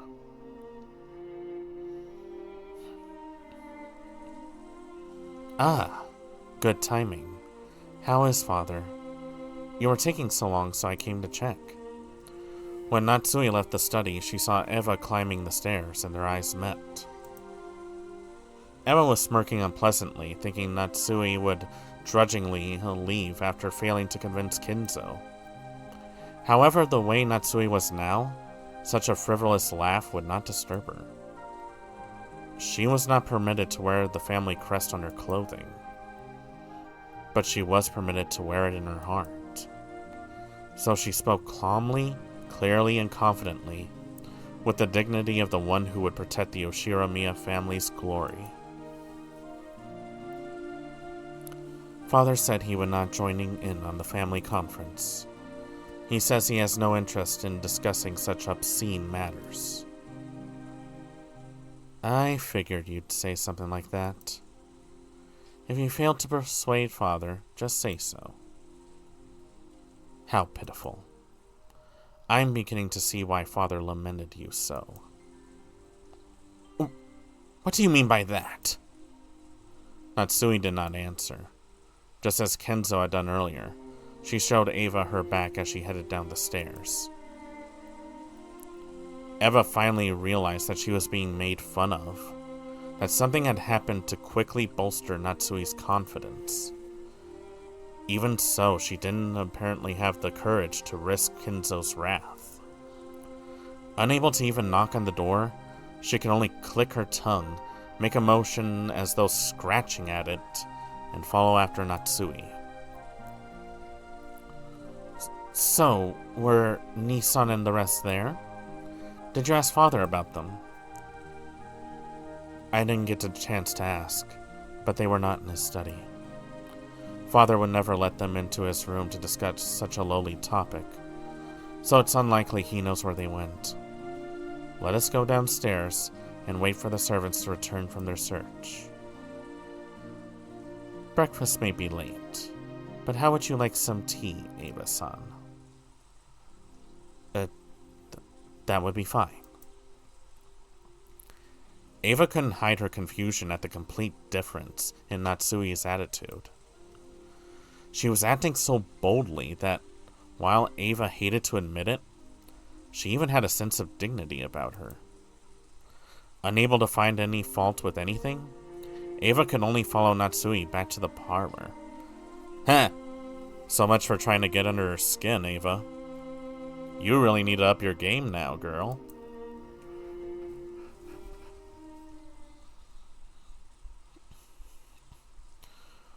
When the two of them returned to the parlor, Hideyoshi had been joined by the 4 children and Nanjo. Genji, who had been talking with Hideyoshi, reported the current situation when he noticed that Natsui had returned. You still have not found my husband and the rest. Yes, my apologies. Also, Kumasawa has started preparing breakfast. She said that she will need just a little longer. The clock read a little past 8 o'clock. Oh, that's not that late. 8 should have been the time to start breakfast. Normally, going over that time limit would be a disgrace to the host. Kenon is now searching outside. Also, no one has seen Shannon either. Even Shannon's missing? Truly, just how many people did my husband bring with him on his little walk? Just how many people had gone missing just now? Now that the number was this large, it was starting to feel truly unpleasant, as though the people here were the only ones being left out something interesting. At least, that seemed to reflect the feelings of the children, and Maria in particular. She was indignant, her stomach grumbling, almost as though her mother and the others had left her alone to go off and eat something delicious without her. The other children were flipping through the channels on the television, trying to find a program that might interest Maria and cheer her up again. Nanjo was sitting on the sofa, gazing blissfully at the children while reading a book. It must have been a book about chess. Very fitting, somehow. The sounds of footsteps came rushing towards them with a pitter-patter. There was only one set, so they realized before seeing who it was, to that it probably be Kenon, not Kraus and the rest. Madam, excuse me. Judging by your appearance, you still haven't been able to find them. My apologies. I still haven't.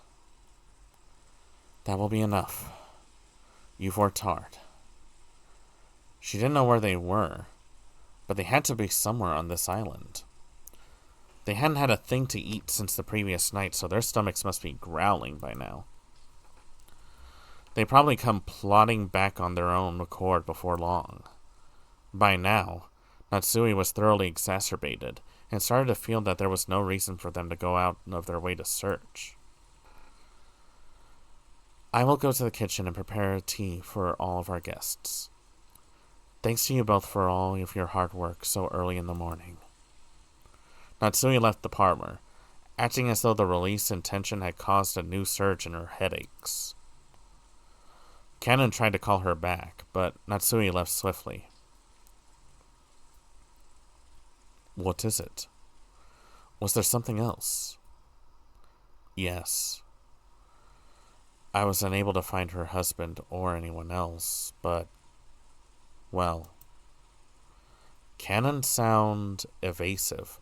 Oh boy. Here it comes. Here it comes.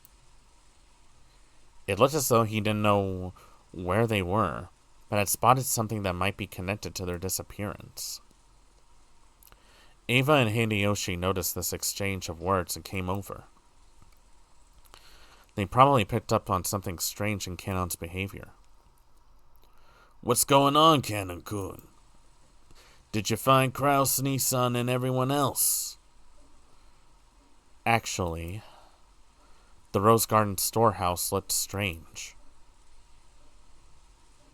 What do you mean, it looked strange? It was, how should I explain it? Kenon hesitated once more. His tone wasn't at all what you'd expect from this usually fearless boy. Seeing this, Ava and Hideyoshi looked at each other dubiously. What do you mean? Are you saying Nissan and the others were inside the storehouse?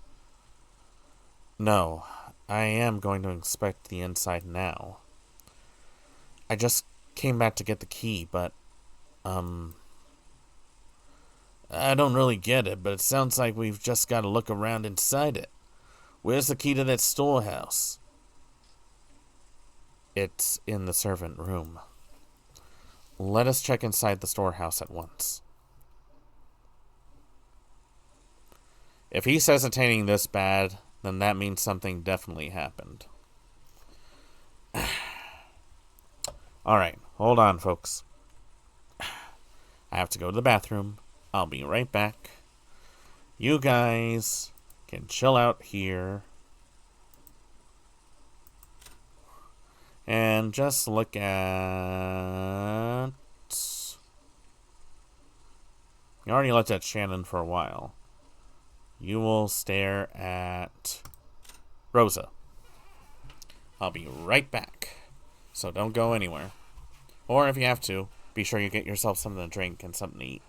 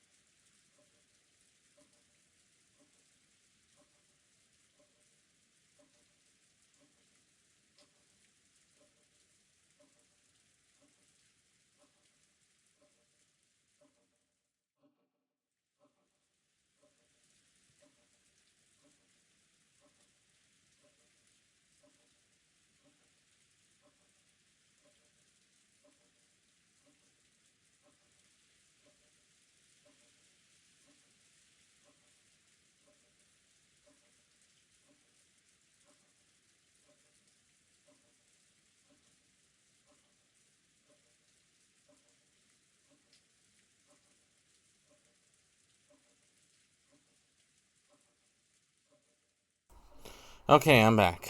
Sorry about that.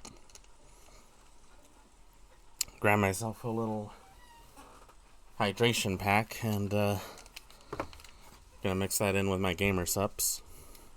Not sponsored, by the way. I don't think I'm that good enough of a streamer to warrant a gamer sup sponsorship.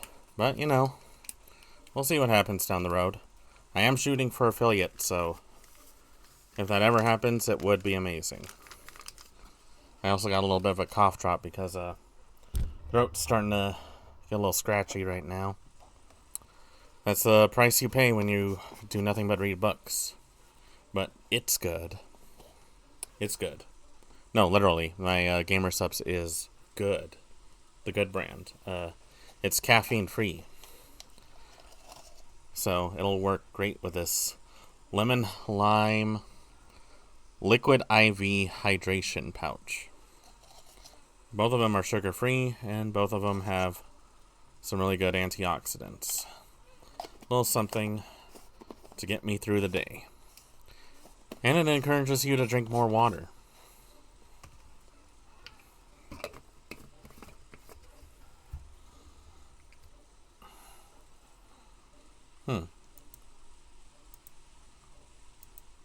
Oh. Oh, so that's what they look like when from the original ones. Let's see. Uh-huh. That's actually a funny face for Maria. Oh, wow. Kumasawa Ban-san looks very interesting. That face works for Goda. Cannon looks adorable. And so does Shannon. Oh, whoa. Whoa, whoa, whoa, whoa, whoa. Shannon's showing a little bit of leg there. Genji still looks dignified. I can see why Battler calls Rudolph a bastard, because he definitely looks a little skittish.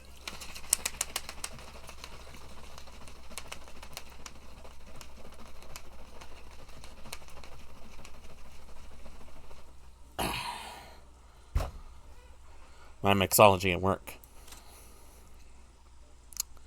That's a weird face for Kide.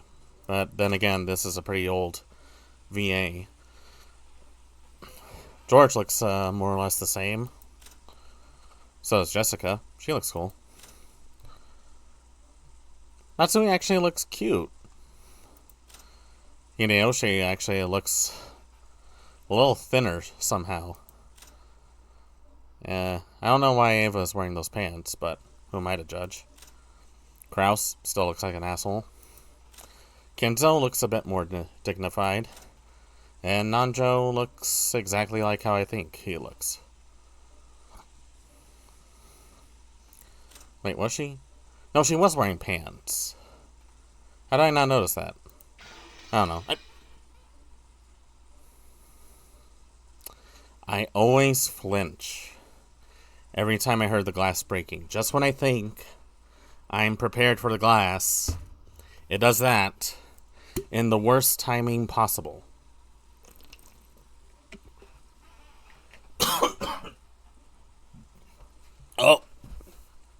Oh, mistakes were made. Oh, my gamer subs went down the wrong pipe.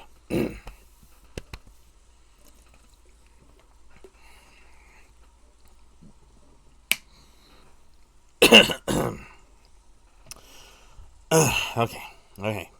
Sorry about that. Give me a minute.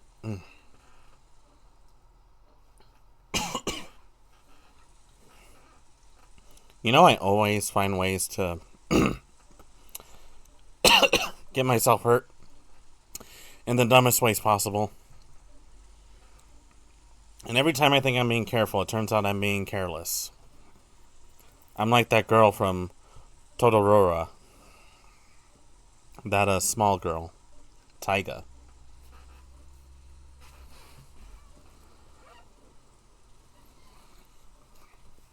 Thought that was UPS for a moment.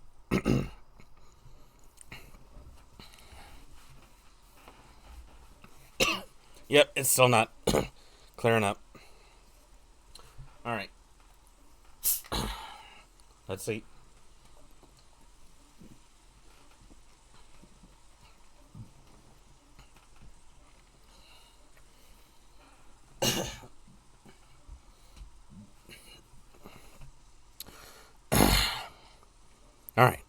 I think I'm good now. Tried washing that down with Coke, which surprisingly works.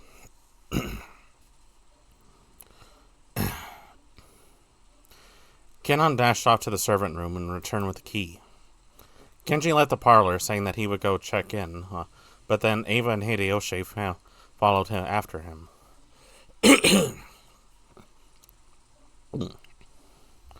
What was this something strange about the storehouse that had caused the usually fearless Kenon to hesitate? It was still pouring outside, but perhaps their curiosity over this something that Kenon couldn't talk about won out. While the children made a big fuss about watching television, Kenon and the rest dashed over to the entrance.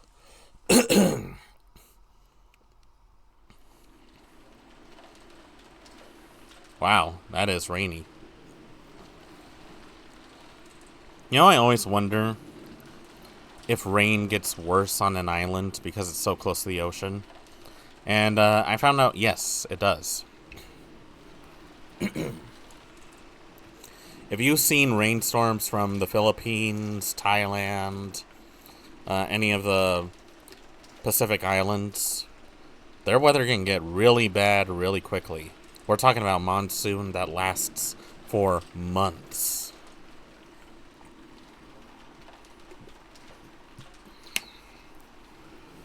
I mean, compared to the U.S., our rains are pretty tame, with the exception of a few states that get really bad rain. The Rose Garden storehouse was a place that housed various tools to managing the garden. It was definitely not a pretty building. Because of its appearance, it had been built so that it was hidden in the corner of the Rose Garden. Kenon, Genji, Ava, and Hideyoshi came cutting across the Rose Garden holding umbrellas. They entered a small patch just off the Rose Garden, which was normally off limits for those appreciating the garden, and only used by those maintaining it. As they dashed down that, the storehouse came into view in front of them. Oh.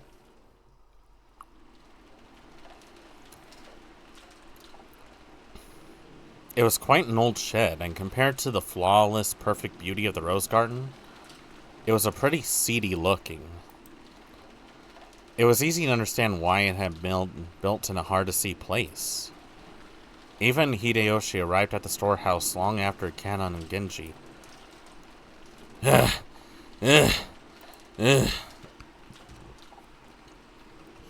You two sure are fast. I thought my heart was gonna explode. I never knew they had a storehouse all the way over here. But, what is that? When Ava looked where Kenon was pointing, she was at a loss for words.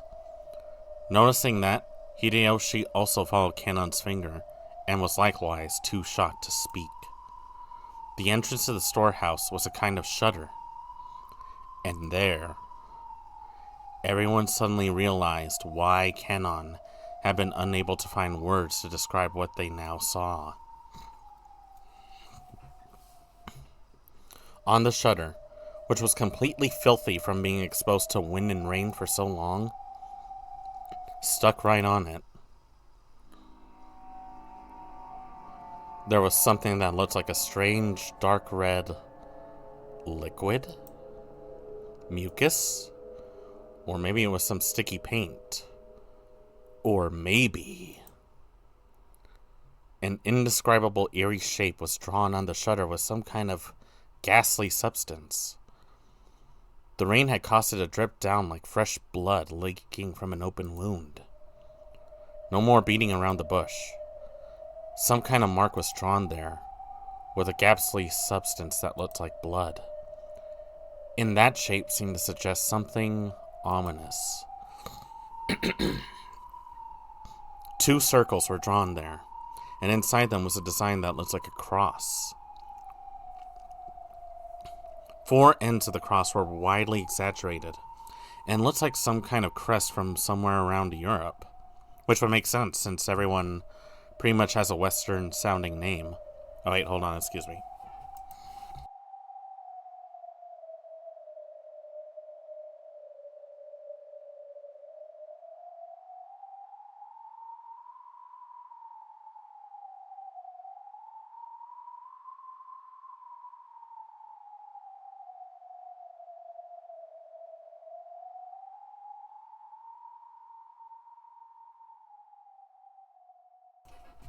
Sorry, I had to blow my nose for a bit.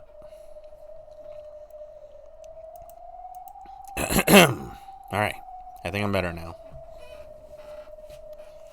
In the cracks between these shapes, written closely packed together, were some unfamiliar characters, or possibly symbols. What a vulgar bit of graffiti.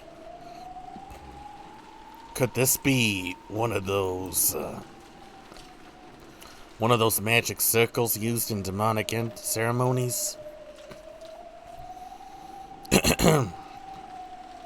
It wasn't surprised that Hideyoshi would say that about such a ghastly shape drawn with a deep red, dripping substance. When was this made? There was nothing drawn here before, I came by yesterday, before it started raining. We must do something before anyone else sees this. If they lay eyes upon it, it would cause them great discomfort. That's right. Even though it's just a shed, I wouldn't want to leave such an unpleasant piece of graffiti alone, even for a second longer than I had to. There is some paint inside the storehouse. Let us paint over it temporarily as an emergency measure. Then repaint it again someday when the weather is good.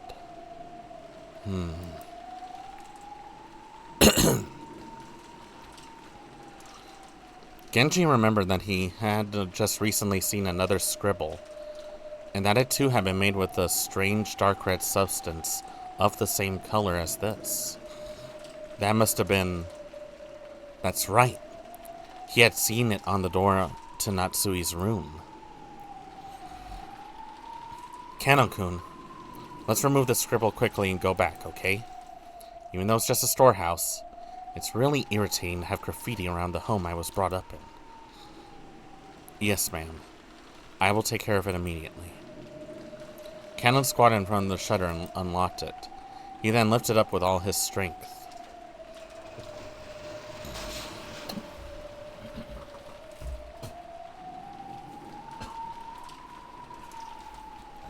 A boisterous noise resounded, and the eerie shape drawn on the shutter began to get stuck in through the top as the shutter was raised.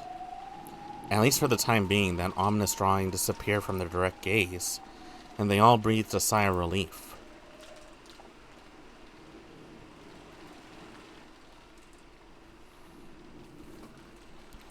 Thanks to a kids program they came across, Maria was feeling much better. Battler and Jessica were poking fun at the kids' show at every turn, cackling together. George was enjoying the program with Maria from her perspective. Nanjo sat on a sofa by himself, passing the time reading quietly.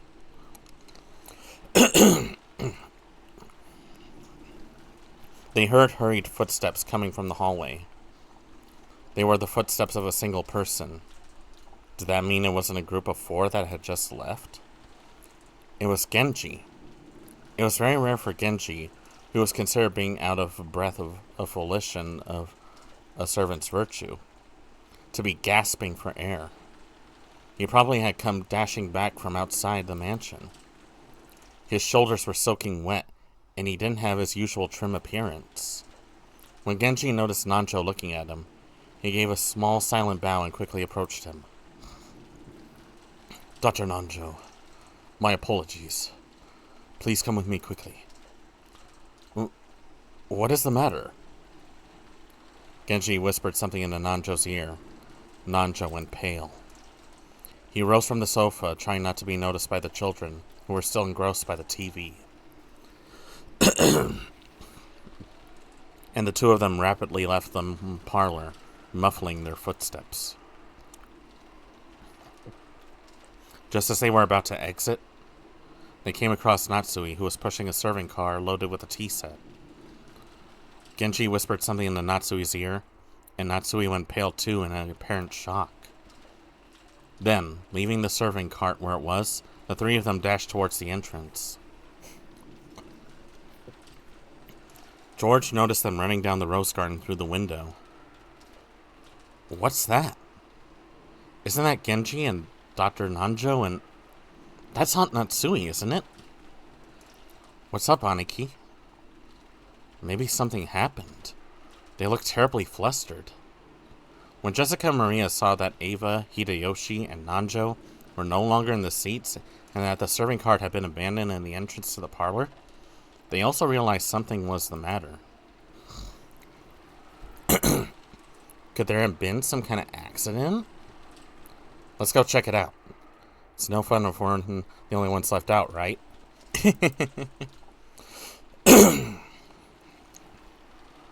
For some reason, what Battler said sounded extremely indiscreet. But they couldn't deny that they were a little more insecure and concerned after seeing the adults run off into the rain without regards to their appearance. Let's check it out, okay? I'm worried something might have happened. Jessica and Easy Words spoke for all of them. Hey Maria, are you coming too? Or will you watch TV? Ooh, wanna watch TV. Ooh. Well, let's go on without her. Maria-chan, we'll be back soon. You keep watching TV, okay? Ooh.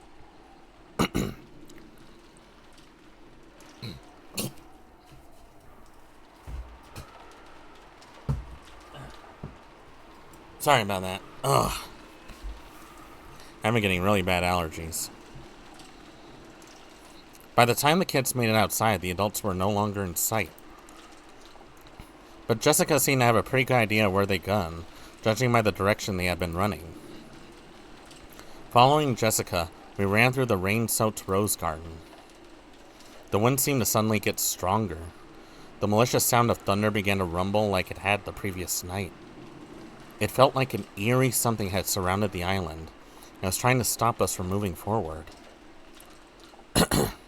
Jessica, is there over something this way? I'm pretty sure there was a shed for gardening tools or something. What in the world could be going on in a place like that? Just as Jessica had said, they began to see the storehouse in front of them. They could also see the adults there. The shutter to the storehouse was open, and several adults looked as though they were searching for something. For some reason, only Natsui was outside the storehouse. Without even holding an umbrella, she looked like she was hanging her head, and her back was facing them. There was Genji, Nanjo, and Natsui, who had just left the mansion. The ones who left earlier, Kanon, Eva, and Hideyoshi, were also there, making for a small crowd of people, but there was absolutely no bustle of activity. When Natsui realized the children were approaching, a terrible expression rose from her face, and she ran at them with her arms spread wide. You mustn't come any closer! Go back to the mansion!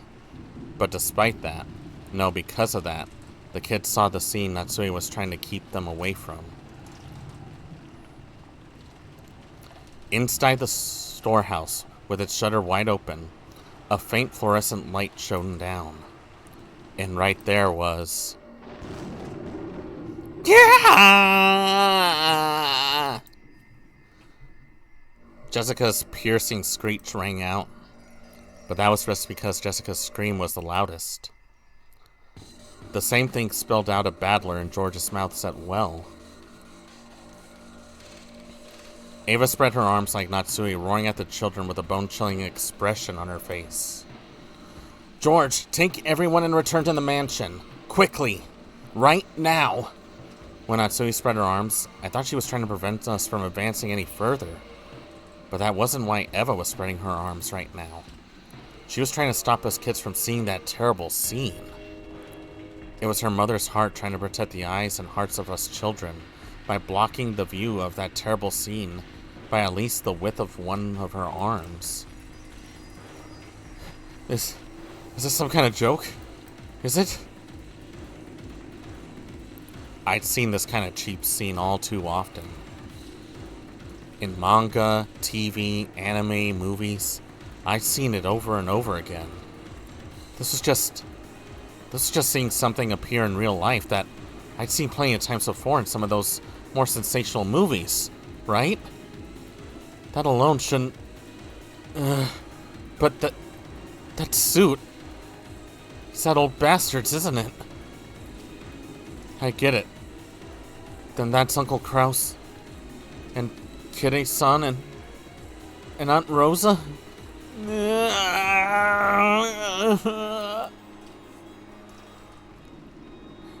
Dad! You mustn't, Jessica. You mustn't go in. You mustn't look. Dad!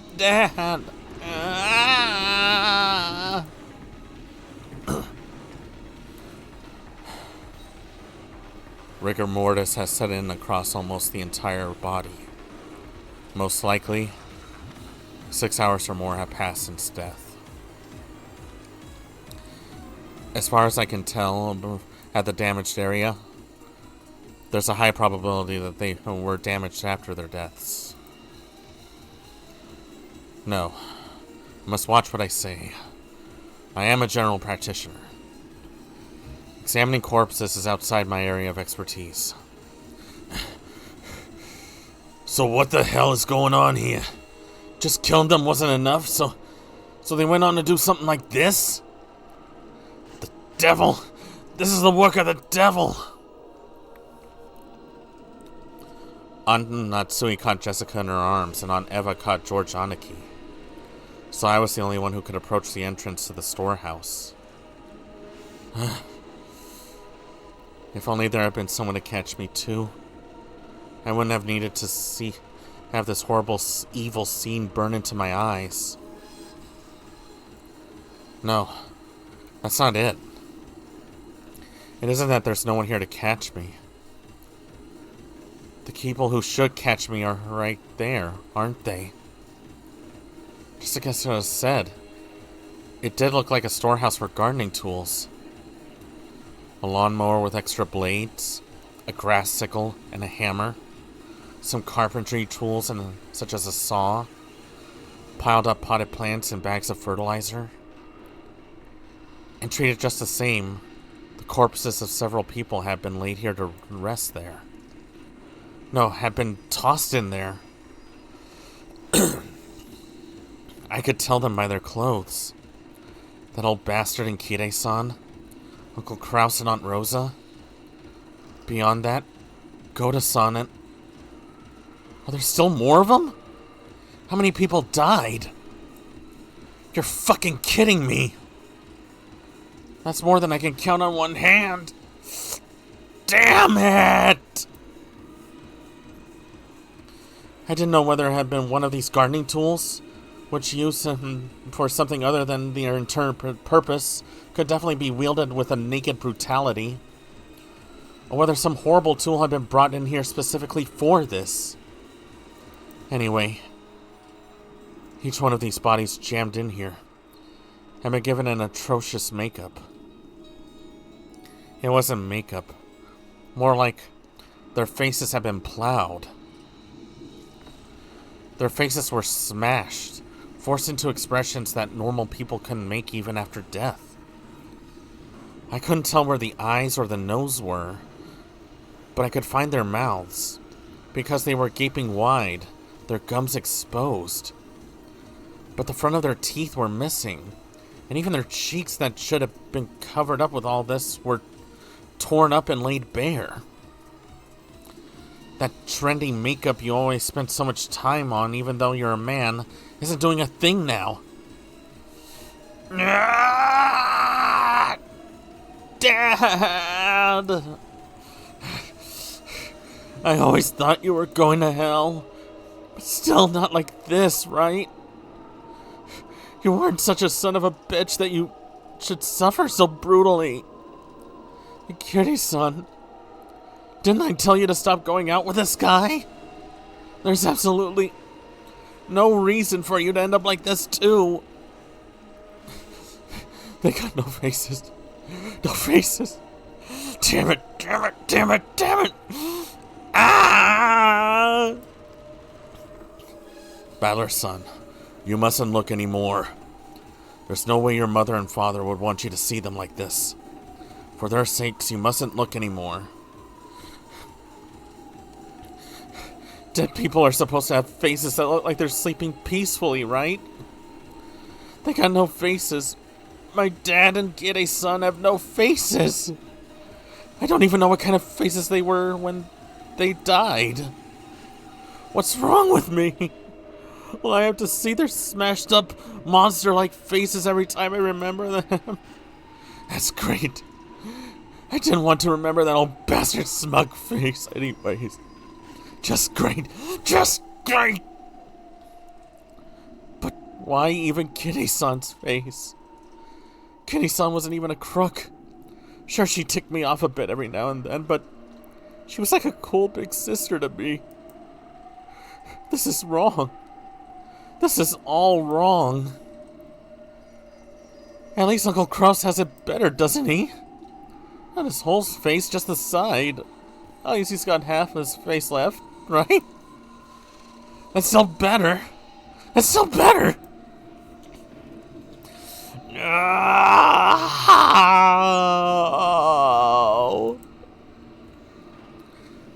Jessica filled her ears with the scream of her own screaming, trying to shut out my reckless words.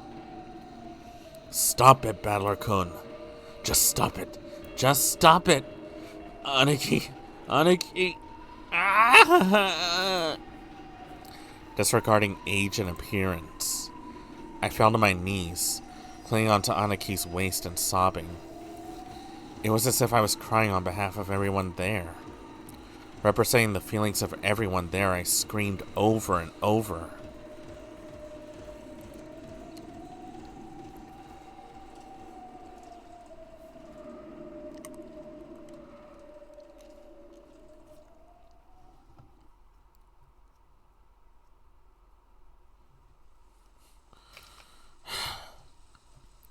Father, the ones laying over there are Uncle Kraus, Uncle Rudolph, Aunt Kire, and Aunt Rosa and Aunt Goda-san. Just those 5, right? No. There's 6 people. There's one more person over there. The body Hideyoshi was looking down on now happened to be hidden among the shadows in the mountain range of objects, in a blind spot to George, who stood by the entrance. So George couldn't tell whose body it was. So George cursed himself. He cursed the fact that his worst guesses always turned out to be right. So the one lying at your feet is Shannon. Is it? Yes. It's Shannon-chan.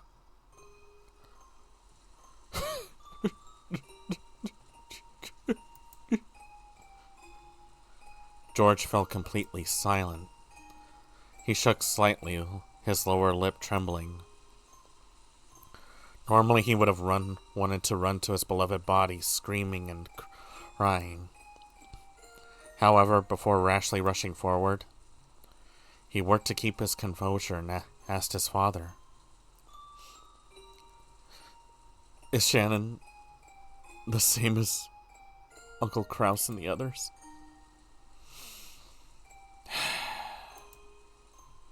Hideyoshi deeply understood the meaning of those words, so he couldn't give George an immediate answer. Or rather, he felt that silence was the only sincere and loving response he could give George right now. When George asked if Shannon was the same, he meant to ask whether her corpse was in the same condition as the others or not. Since Hideyoshi hadn't denied it, it meant her corpse was in the same brutal state. Can I look at Shannon? No. You can't. Why not? After all, I won't be able to see Shannon's face again, right? So why won't you let me see what her face looked like at the end? The last time you met Shannon-chan was yesterday, right? Yes. I see. When you left her, what kind of face was she showing you?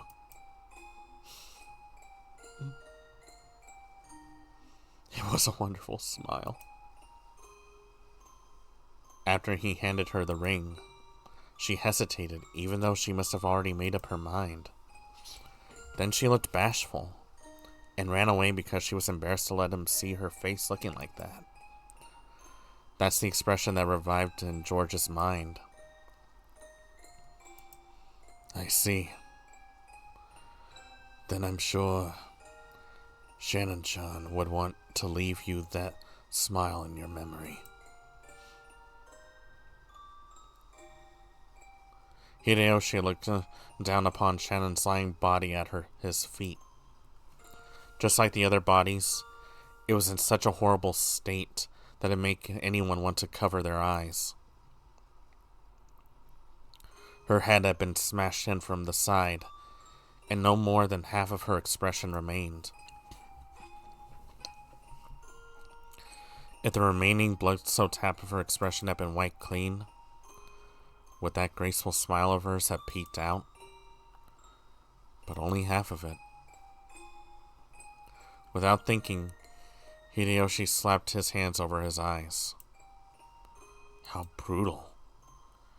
If her face was going to be crushed anyway, then if only all of it had been crushed, he might have been able to temporarily distract George from his pain by making the pathetic suggestion that it was someone else wearing Shannon's clothes.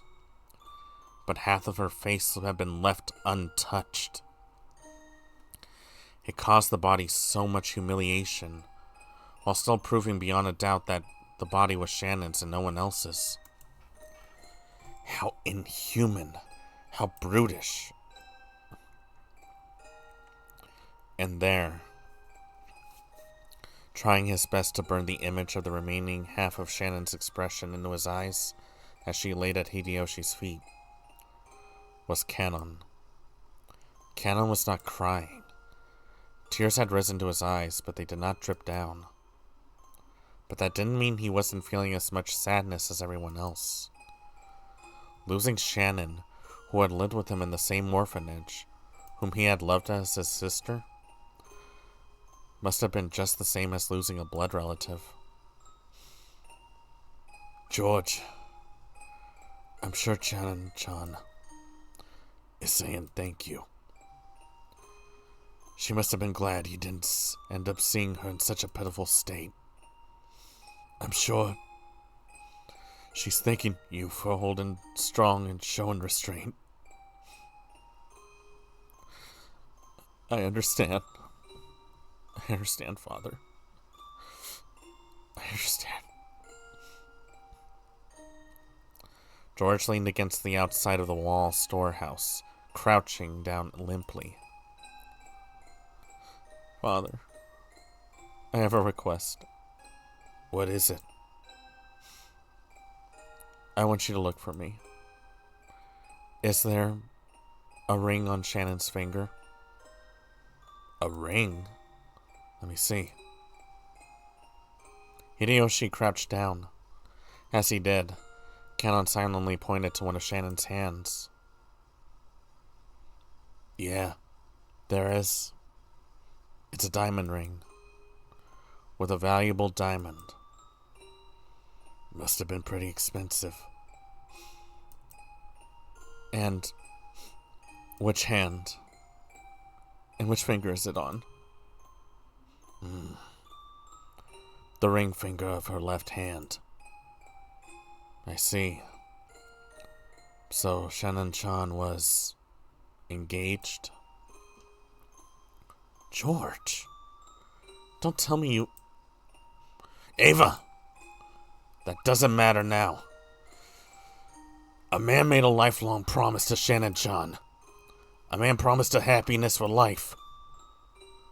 Who that man was isn't the issue here. Being told that by a man is a woman's dream, isn't it? I don't know when she received this ring. I also don't know who gave it to her. However, even so, Shannon-chan took this ring. She accepted it and put it on her left ring finger. I'm sure the man who gave it to her was also really happy. To most of the people there, Hideyoshi was simply disturbed by this extraordinary situation and was blurting out nonsense. However, someone who knew of George and Shannon's true relationship would understand the full meaning of those words. I see. Thank you, Father. George stood up. The traces of his tears still streaked his face, but his expression had returned to its usual calm one.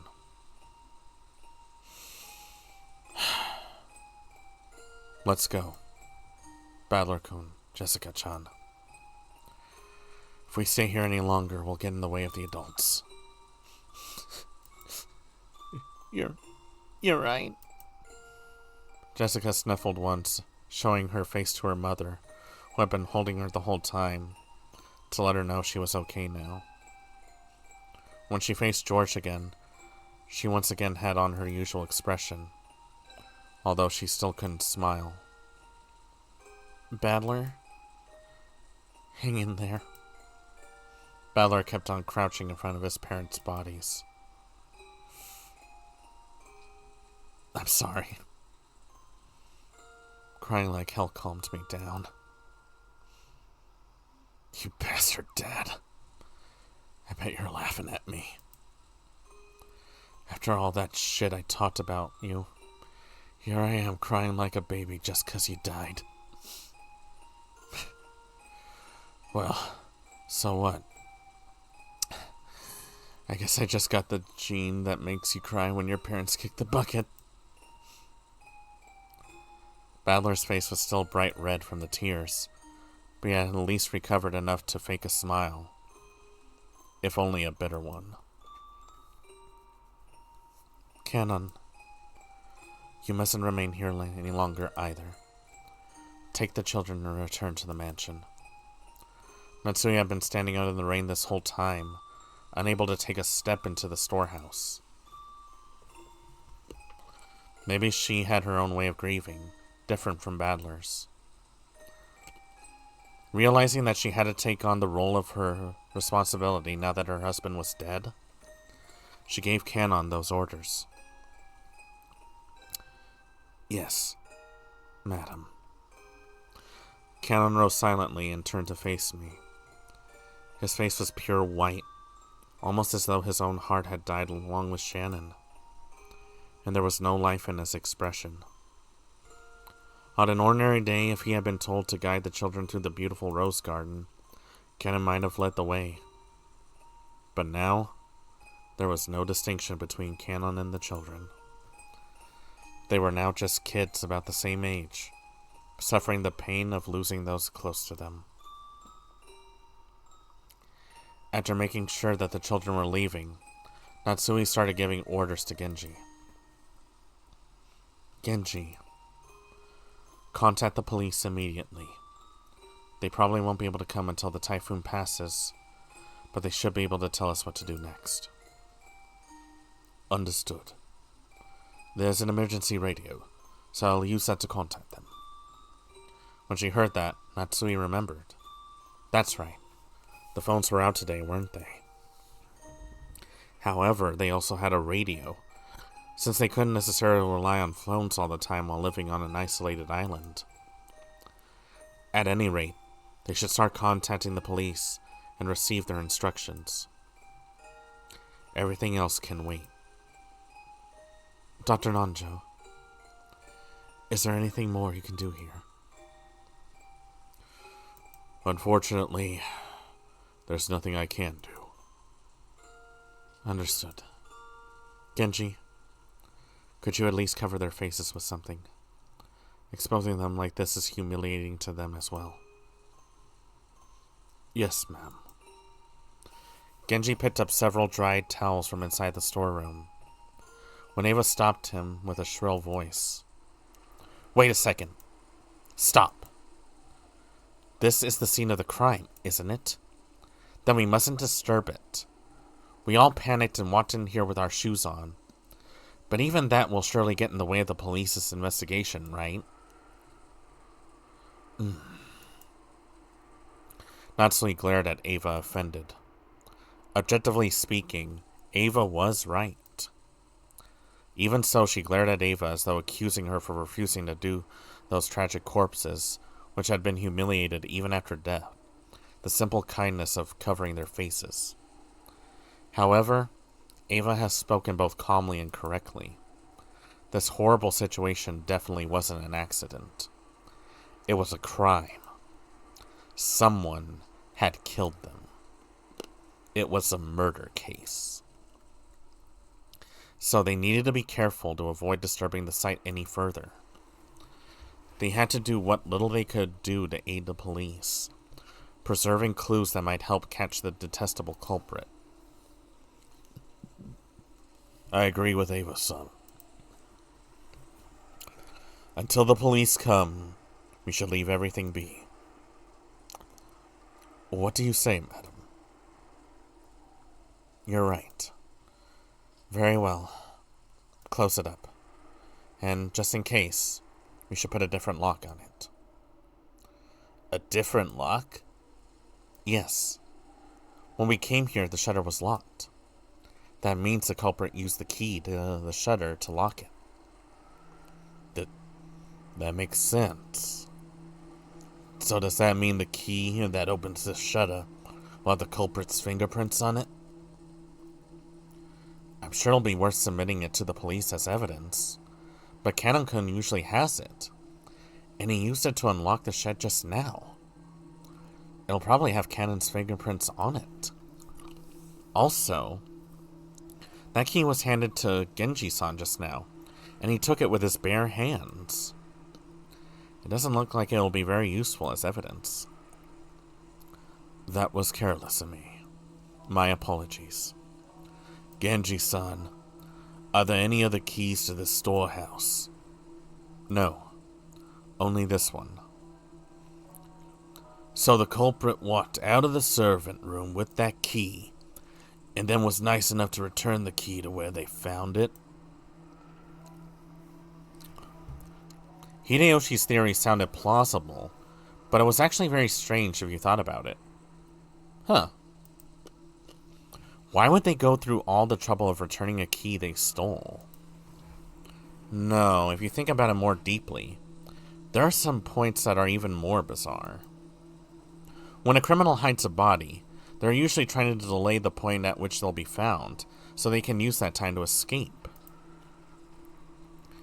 The 6 weren't necessarily killed here, but it was reasonable to assume that they were killed somewhere on the island, carried to the storehouse, and hidden to delay the discovery of the crime.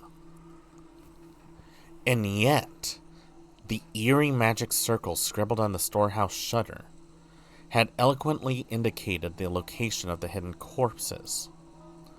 Sure, it didn't explicitly mention the corpses, but 6 people had gone missing. In that situation, someone had made such an obvious piece of graffiti and even returned the key to the shutter, almost as though they wanted the corpses to be discovered. So this isn't just some random murder. This was planned. It's like they want to get caught, but they're just like dingling the evidence just enough to make you want to go through it all over with a fine-tooth comb. Almost as if they're making them go through some sort of weird, how do I say this? A scavenger hunt. Anyway, we can't all put our faith in a lock that a culprit has opened once before. If you want to protect this place from the culprit's hand, I think we should put a new lock on it.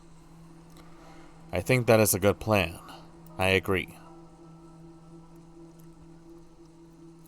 Genji fished around inside the storehouse and unsealed a brand new padlock that had been inside a small box. What should I do with the key? I will take it. I will take responsibility and hand it over to the police. Natsui took the key from the padlock from Genji's hand. After that, they all exited and lowered the shutter. And so, the corpses were once again sealed behind that shutter, which was still covered with that creepy magic circle. Genji crouched down in front of the shutter to fasten the new padlock. Shutters often have a place where you can attach your own lock, in addition to the main lock of the shutter. This was one of those types. In the midst of the roar of the thunder and the pouring rain, the storehouse stood there ominously.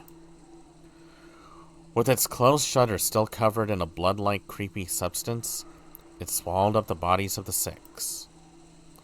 To Natsui, putting the new lock on wasn't mainly to preserve the scene for the police. She might have felt like she wanted to shut that mouth for all eternity, to prevent that eerie beast from swallowing up any more victims. Come on, let's go, everyone.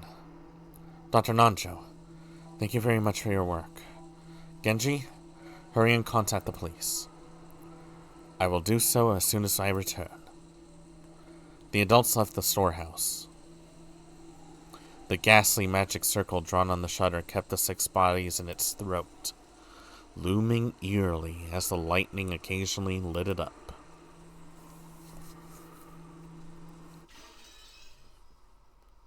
It appears we have a murder in our hands. Maria is really not gonna like this. So that begs the question, who's the killer?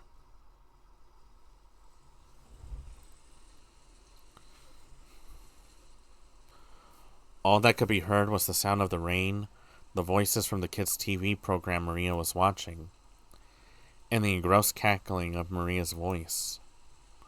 In other words, regarding them as a return to dumbfounded from that horrible, bizarre scene, was the voice of Maria as she rolled around laughing at the TV. Those who returned to the room didn't know how to explain to Maria that her mother was dead, and were trapped by a suffocating silence. At first, Maria returned their stares with a dubious look. But when she realized they weren't trying to blame her for anything, she ignored them and again immersed herself in the TV program. The children wordlessly sat down on the heavy sofa. Their minds were probably blank from their state of shock. Everyone had already cried and mourned so much, but now they just had vaguely sat there, their faces seeming to have lost all emotion. Only Canon had returned to his usual calm expression. However, that probably didn't mean he'd be able to wipe out the shock. Nothing was reflected in his eyes as he stared into empty space. Hideyoshi kept fidgeting, and every time he remembered that horrible scene, he started to mutter about how he couldn't believe it, how he couldn't have been something from this world, how it must have been the work of demons. Every now and then, his muttering produced a question directed at Nanjo, but the latter kept repeating in a calm, doctor-like manner that nothing could be understood by only glancing at the scene, and that until the police arrived, they wouldn't learn anything. However, Nanjo only appeared calm next to Hideyoshi, who simply couldn't suppress his agitation and fear. In fact, Nanjo had also received a huge shock, and his face was deathly pale. Maybe that atmosphere was why she tried to rise to the challenge and take charge. Natsui appeared to be unchanged from her normal attitude, and briskly gave directions. I will go see father. Genji, quickly contact the police. Certainly. I wonder if you would allow me to tag along, Natsui-Nissan. Since Kraus-Nissan is gone, the task of aiding father has been left to me. It would be improper of me to relax here while relying entirely on you. Natsui was struck speechless by Ava's aggressive move in a situation like this.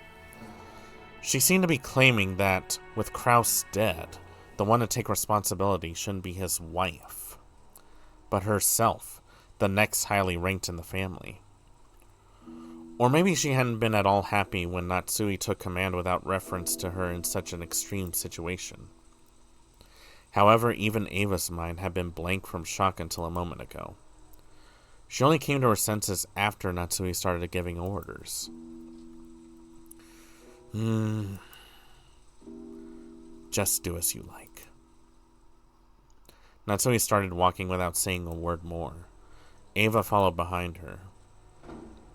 As they did, Kumasawa ran into the parlor.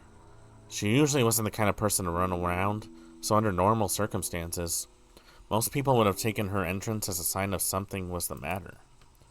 But because everyone was still stricken with shock, they hardly noticed her. Madam. If you're looking for Natsui Nissan, she went to see father. She'll probably be back soon. What happened, Kumasawa-san? You see, in the dining hall, there was blood. Blood! The ears of everyone in the parlor twitched. Everyone thought the same thing. I hope I misheard that. God, I wish I had. Any container can only hold so much, and no one here would be able to be capable of handling yet another tragedy. So they all thought it. I hope I misheard that. What happened? In the dining hall? When I went into the dining hall to set up for breakfast,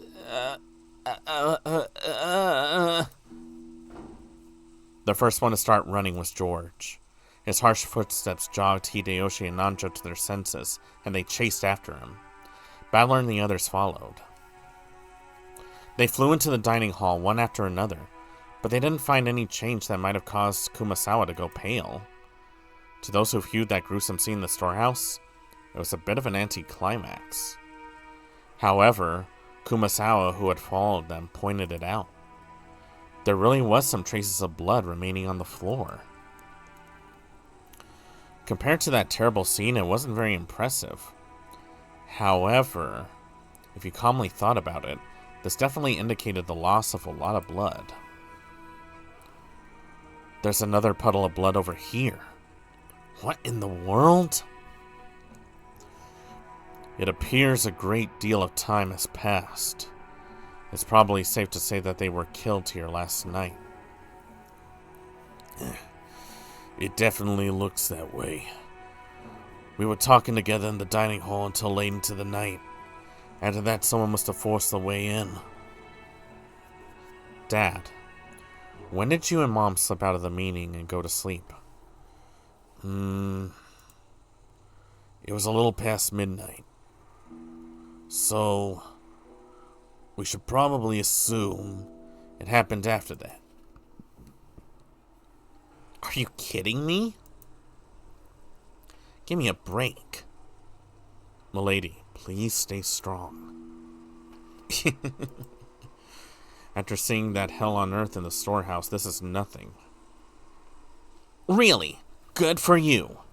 I feel like my head's gonna explode. This is the dining hall, right? Every day this is where I eat, complain about school, complain about homework, talk to my dad about my grades. That's what this place is to me. Milady, it wouldn't be good to remain here any longer. Let's return to the parlor. I agree. Uncle Hideyoshi, I think this room will be really important to the police. Don't you think it would be bad if we trampled all over it? Battler proposed this in a slightly firm voice. Along with Canon, he grabbed the pail and shaking Jessica's shoulders. Everything is just as Battler-san has said. There is nothing more to be gained from remaining in this room. Nanjo spoke while he looked at everyone's pale faces. Even though that horrible scene in the storehouse felt like something not of this world, at least then we'd be able to leave and cut ourselves off from that place and run away. Everyone shared in that feeling. However, this dining hall was different. It was in the mansion, the main building of the estate. And as Jessica had said, it should have been one of the most calming places even inside the mansion. It was where all of the relatives had eaten lunch and dinner together. The shock of seeing this place smeared with blood reminded us of that horrible spectacle in the storehouse, and forced us to accept that we hadn't really been able to run away from the scene of that tragedy. I agree too. The culprit might have left traces in this room. Amateurs like us shouldn't stir the place up. Let's leave quickly. Quickly, quickly. Hideyoshi understood the meaning of what Battler had said and pushed everyone to hurry out of the dining hall. The way we were then, looking at that blood any longer would have been too harsh. Nobody went against his words. Everyone raced each other out of the dining hall. It was almost as though the last person in the room would be trapped in there all alone.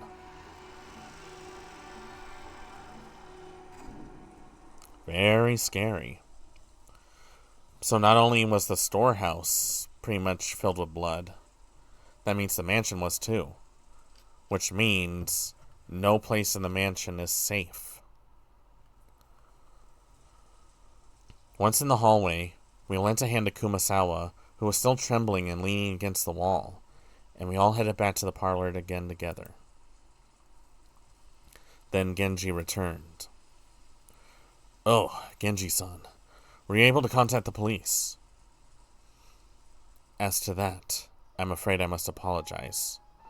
I don't know if it was a failure of the radio or something else that caused it, but... Oh, fuck! What the... So you couldn't contact the police? Both the phone and the radio failed? My apologies. A boat will be arriving on Monday morning, and I believe we will be able to borrow their communications equipment. Isn't there a boat on this island? Can't we just take a little trip out to the Nijima Police Department? Hideyoshi-san, that would be impossible with this weather. At the very least, we can't do anything until the typhoon passes us by. Kraus-sama's boat is being prepared and is not on the island. Therefore, we must wait for the boat coming on Monday. How could this have happened? 6 people are dead. The phones and radio aren't working, and there's no boat. So until the typhoon passes and the boat comes, in other words, until tomorrow morning, we're going to be stuck here on this island unable to contact the police, aren't we?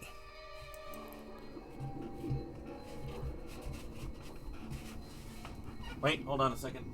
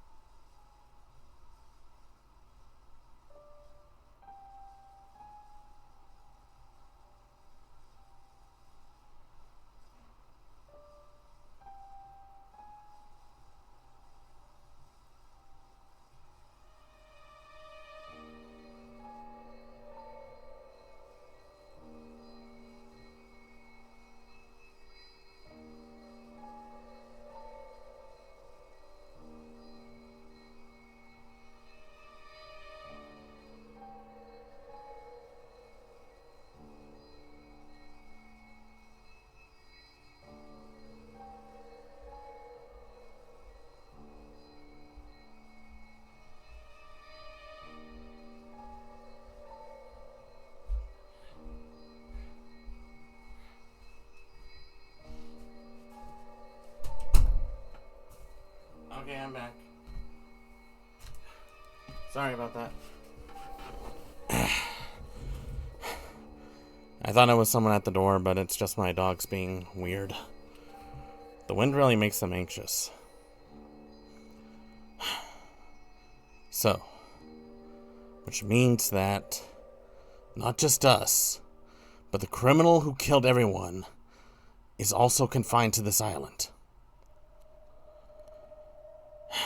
That certainly follows. The culprit who killed everyone is still here on the island. So the bastard who killed my dad and the others must still be hiding somewhere, unable to escape. Damn it! Damn it! Damn it! Damn it! Damn it! Damn it! I'll catch that bastard. No way I'll hand him over to the police. I'll slice him to bits myself.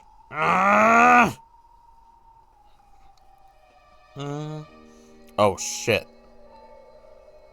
They forgot that Maria was here the whole time. Maria finally realized that something odd was happening in the parlor. Rather than noticing something odd, it was probably better to say she felt unhappy and neglected, since everyone was getting so excited about something only she didn't know about. Ooh. Jessica Oni-chan, did someone die?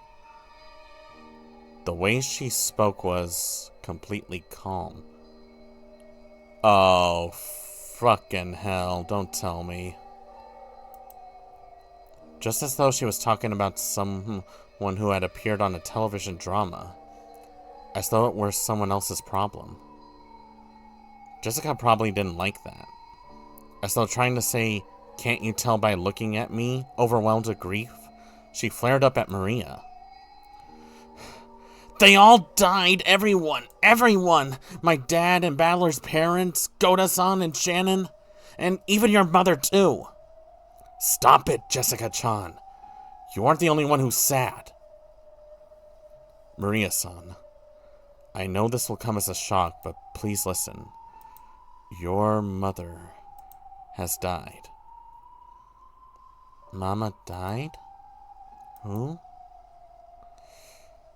Yeah, someone killed her. I know it's sad, but stay strong. How many people died? 6 people! 6 people! Damn it, damn it, damn it! How could anyone do something that cruel? There's a limit to how cruel you can be if you're human. I don't know who it is, but the culprit isn't human. There's no way their blood is red. Ooh. The culprit isn't human. It's just the chosen by the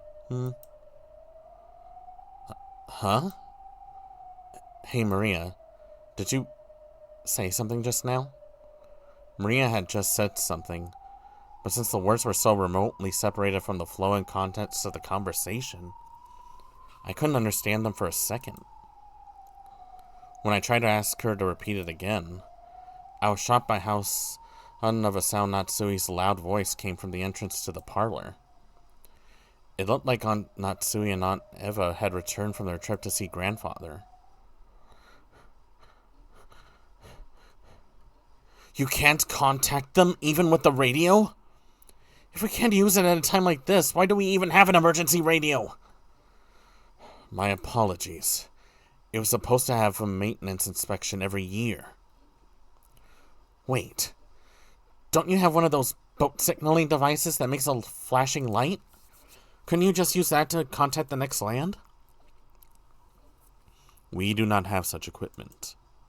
My sincere apologies. Just then, Kumasawa arrived, pushing a cart loaded with breakfast.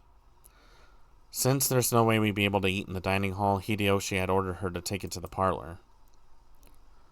Why are we eating breakfast here?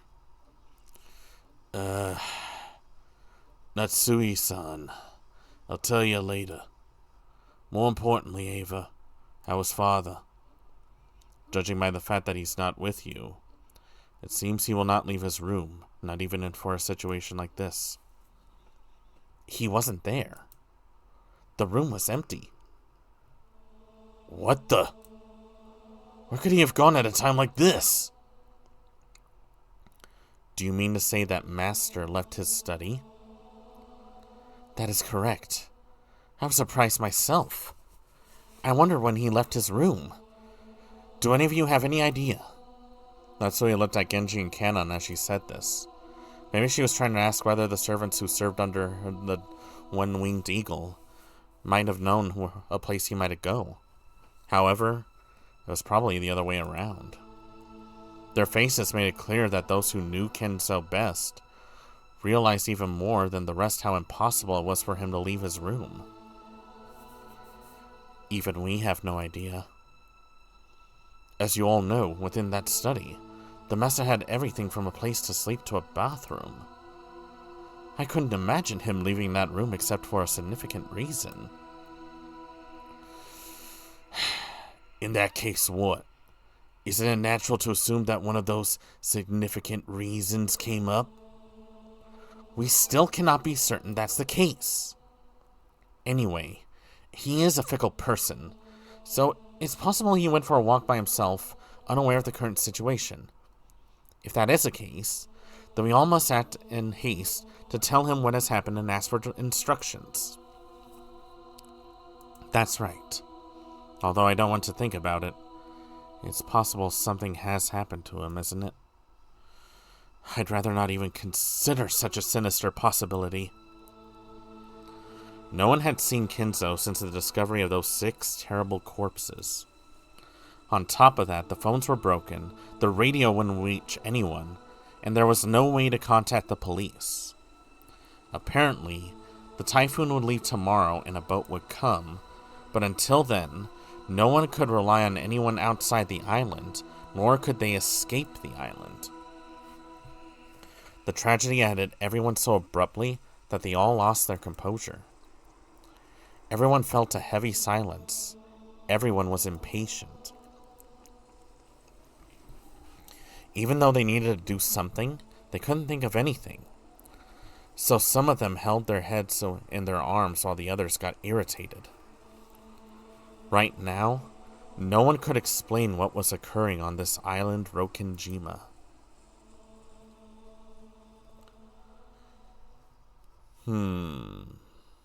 Kenzo left his room, huh? You don't suppose... I don't want to jump the gun, but I think it's safe to assume that he definitely wanted to reach Beatrice, like, immediately.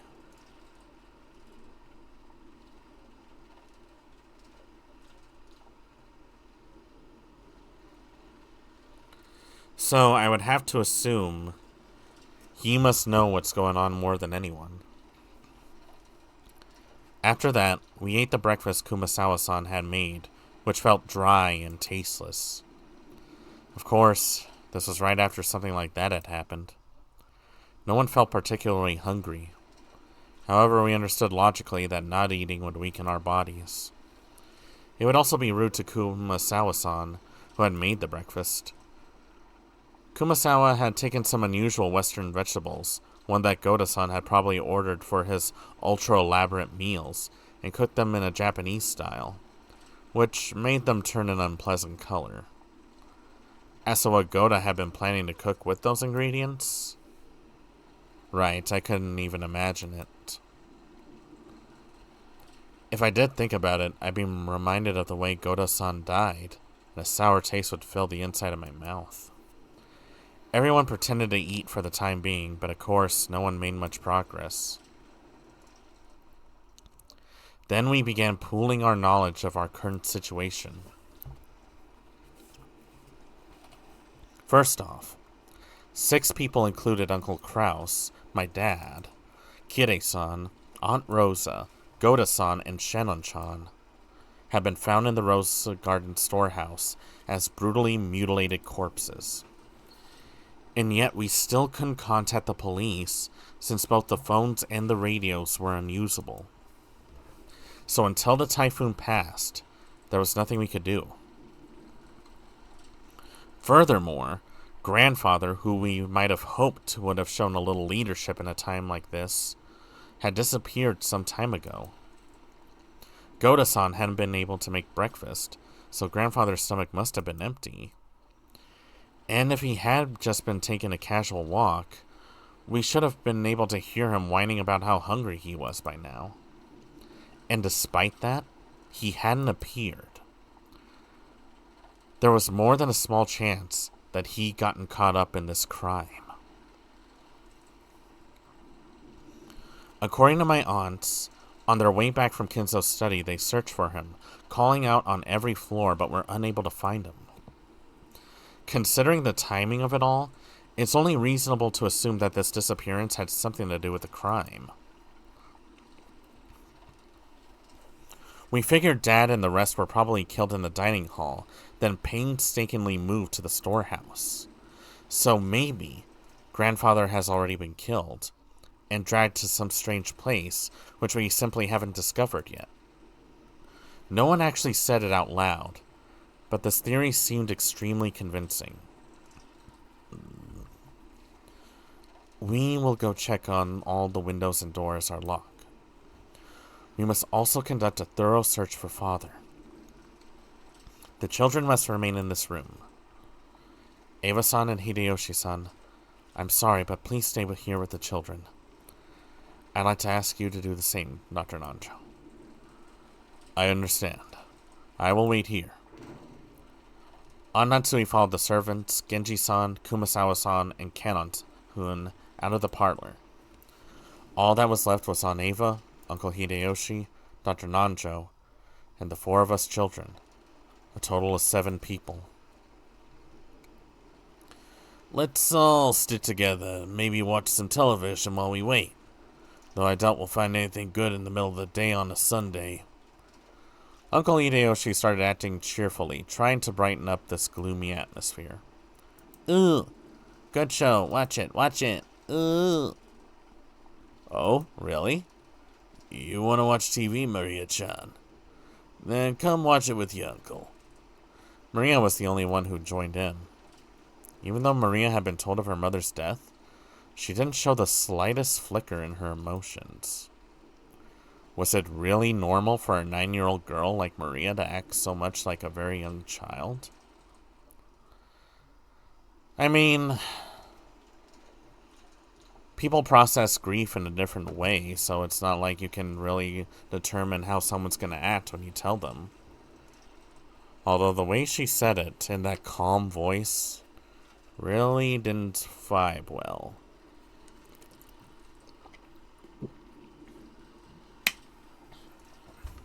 It was almost like she knew it was happening. Everyone else's mood failed to improve, and they each sank absently minded into their sofas. Anaki, can I ask you something? What is it? Just now in the storehouse, you said something about Shannon-chan and a ring. Did you give that to her? George Anaki didn't answer, but he hung his head and closed both of his eyes. There could be no clearer response. Quit it, Battler. Figure it out yourself. You're right. I shouldn't have asked. That's right. It was me. Last night, I proposed to her. That was when I gave her the ring. I told her that tomorrow, she should put it on whatever finger she wanted, as her answer. I guess it was a pretty pretentious thing to say. And that ring had been on the ring finger of Shannon-chan's left hand. Well, several years ago, Shannon-chan came to me asking for advice. About you, George Nissan. I wonder what she could have said. Shannon was always really bad at lying. It was pretty obvious, It was obvious pretty quickly that you were the one she was talking about. She asked whether it'd be okay to get close to someone, even though she was only a servant. She asked about what kind of things boys liked, what kind of clothes she should wear to make them happy. Lots of stuff like that. Well, I guess you could say I felt envious hearing her say that.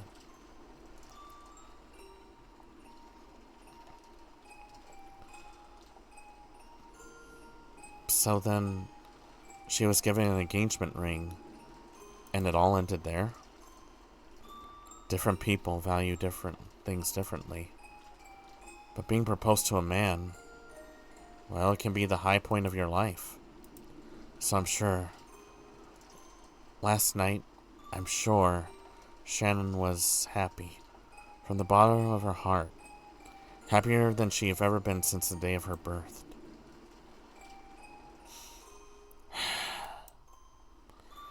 George Aniki sighed deeply without raising his head. Or maybe tears had risen to his eyes. It seems Shannon-chan was on duty in the guest house last night. But because she was too embarrassed to go back to the guest house with me, she went over to go to the mansion. Think about how Shannon must have felt. When you receive an engagement ring, then no matter how much warning you've been given beforehand, it's perfectly normal to get so excited that your mind goes blank. She must have been incredibly embarrassed. And then Shannon went to the mansion, even though she hadn't been assigned there, helped Goda-san with his work, and got caught up in this crime. If only I hadn't given her that ring on that day, in that place, Shannon wouldn't have... Sayo wouldn't have been caught up in that crime.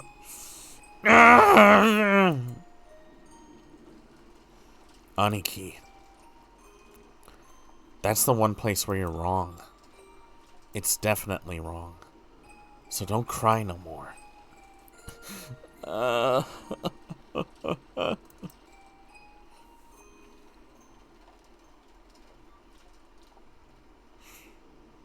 Badler-kun, let's leave him be. After Aunt Eva said that, I stopped talking to him. Misplaced words of comfort might actually do more harm than good. Jessica sat down next to Aniki and put an arm around him. Maybe only Jessica, who had known about Aniki and Shannon's love from the beginning, and who had even discussed the relationship with Shannon, could comfort Aniki now. I went over to Aunt Eva and sat in the opposite sofa. Badler-kun, you're really strong. It looks like you kept a good hold on yourself. Well, look. The depth of love becomes the depth of the wound, right? After all, it's not like how that old bastard died has anything to do with me.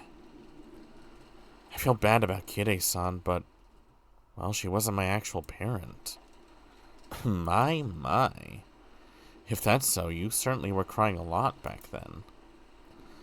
Well, I did think at least that much crying was due as gratitude to the parent who had raised me. The speed of that changeover and that dry tone must have come from Rudolph. That kid would always get violently happy, sad, and angry, but he always regained his cool immediately afterwards. It's nothing like that. I haven't really been able to get over the shock yet. I think the only difference between me and everyone else is the kinds of emotions it stirred up in me. What do you mean? I've been acting much calmer than George, Aniki, and Jessica. That wasn't because my sadness was any less intense, or because I'd already recovered. My sadness was simply getting replaced gradually with a different emotion. Rather than sad, I'd say I'm more pissed off. What bastard did this and where? has kind of been eating at me that I didn't get a chance to smack him upside the face. That's what I really wanted to do. I couldn't forgive myself if I just sat there, overwhelmed with sadness and hugging my knees. Since the time Dad and the others were killed, this island has been covered by a typhoon, which means the bastard responsible for all of this is still somewhere on this island. Yes, that would seem to be the case. I wonder if they're hiding somewhere in that dark forest even now. I felt like I had a very similar conversation with Kirei-san the night before. That's right. After the letter from the person claiming to be Beatrice appeared at the dining table last night, we talked about whether or not a 19th person actually exists.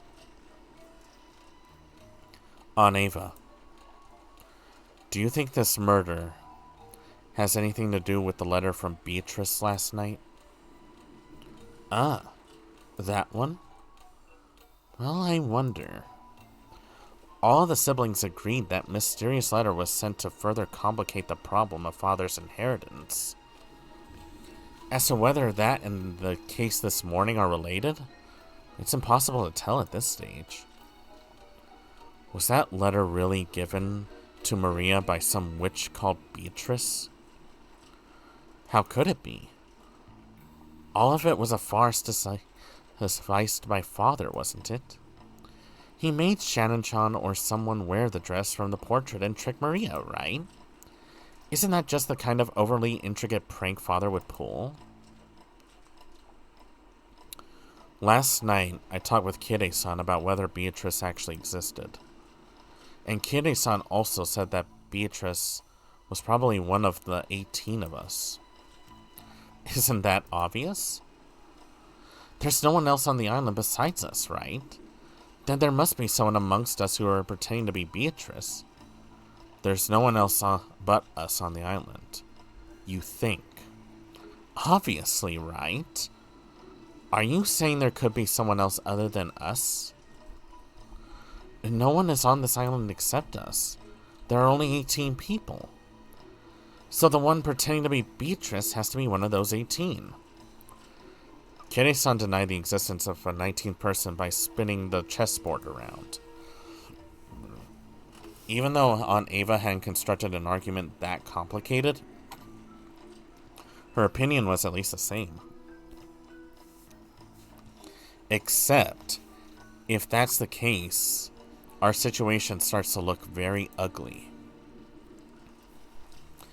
At the time of Beatrice's letter, the whole thing could be passed off as a prank set up by someone or another. However, if we're assuming there's no 19th person, we can't ignore this anymore. In other words, if there's no 19th person, then the culprit who killed Dad and the others is also one of the 18, right? So in other words, the person who killed them is one of the people inside this very mansion right now. Eva smiled meaningfully. It looked like she thought this conclusion should have been obvious from the beginning. The culprit carried the bodies of those 6 into the storehouse. But even that was an impressive feat, don't you think? That shutter was always closed and locked, right? In other words, in order to carry them into the storehouse, the culprit would need to unlock the shutter. Understand? Is it possible the shutter was left open by mistake that day? The servant said it was always kept locked. In other words, unless the culprit took the keys from the servant room, there is no way they could have opened the storehouse. I wonder if the key in the servant room was the only one. Kenji said that that was the case, which means the culprit knew that there was a single key and that where it was kept and took it. Just now, I watched when Canon-kun returned the key to the servant room.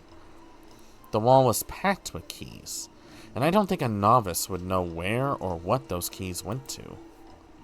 The culprit was miraculously able to find the storehouse king among all of those. Furthermore, even though the key didn't have a tag or anything sticking to it, they knew it was a key to the storehouse behind the rose garden. And that means they also knew where the storehouse was. I'll say it even clearer. The culprit knew the inside of the servant room well. Her argument was extremely plain and clear. If the bodies had been found thrown somewhere in the bushes of the rose garden, there wouldn't have been much to go on. However, if there was only one key to the storehouse in the servant room, and it was stored with such a large group of keys, a novice would not be able to tell them apart. This means the culprit was someone who went into the servant room a lot and was familiar with the location of keys. The family members didn't normally go into the servant room, which means that one of the servants is the culprit. I'm sorry, but even I can't tell you any more than that. However, I'll tell you one thing. What's that? It's reasonable to think that the culprits are multiple in number and fairly well armed. They would have had to been, right? They had to assault the 4 in the dining hall and kill them, drag a total of 6 bodies all the way to the storage house beyond the rose garden, and arrange for that disgusting makeup and graffiti on the shutter. There's no way a single person could carry out all of that on their own, right? It made sense. It probably would have been possible for a single person with enough time, but it would take so incredibly long. It was probably safe to assume that a significant number of people were involved.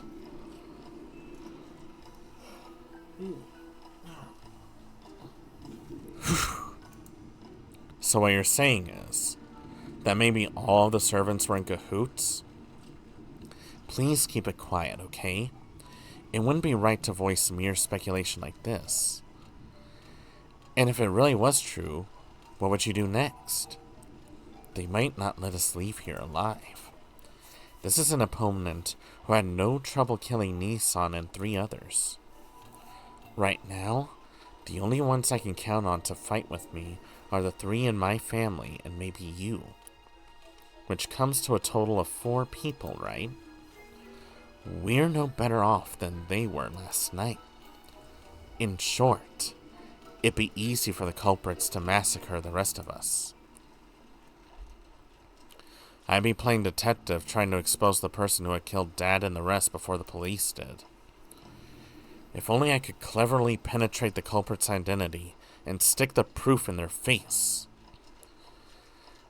I'd be so sure that, just like in one of those detective movies, the culprit would just give up and surrender.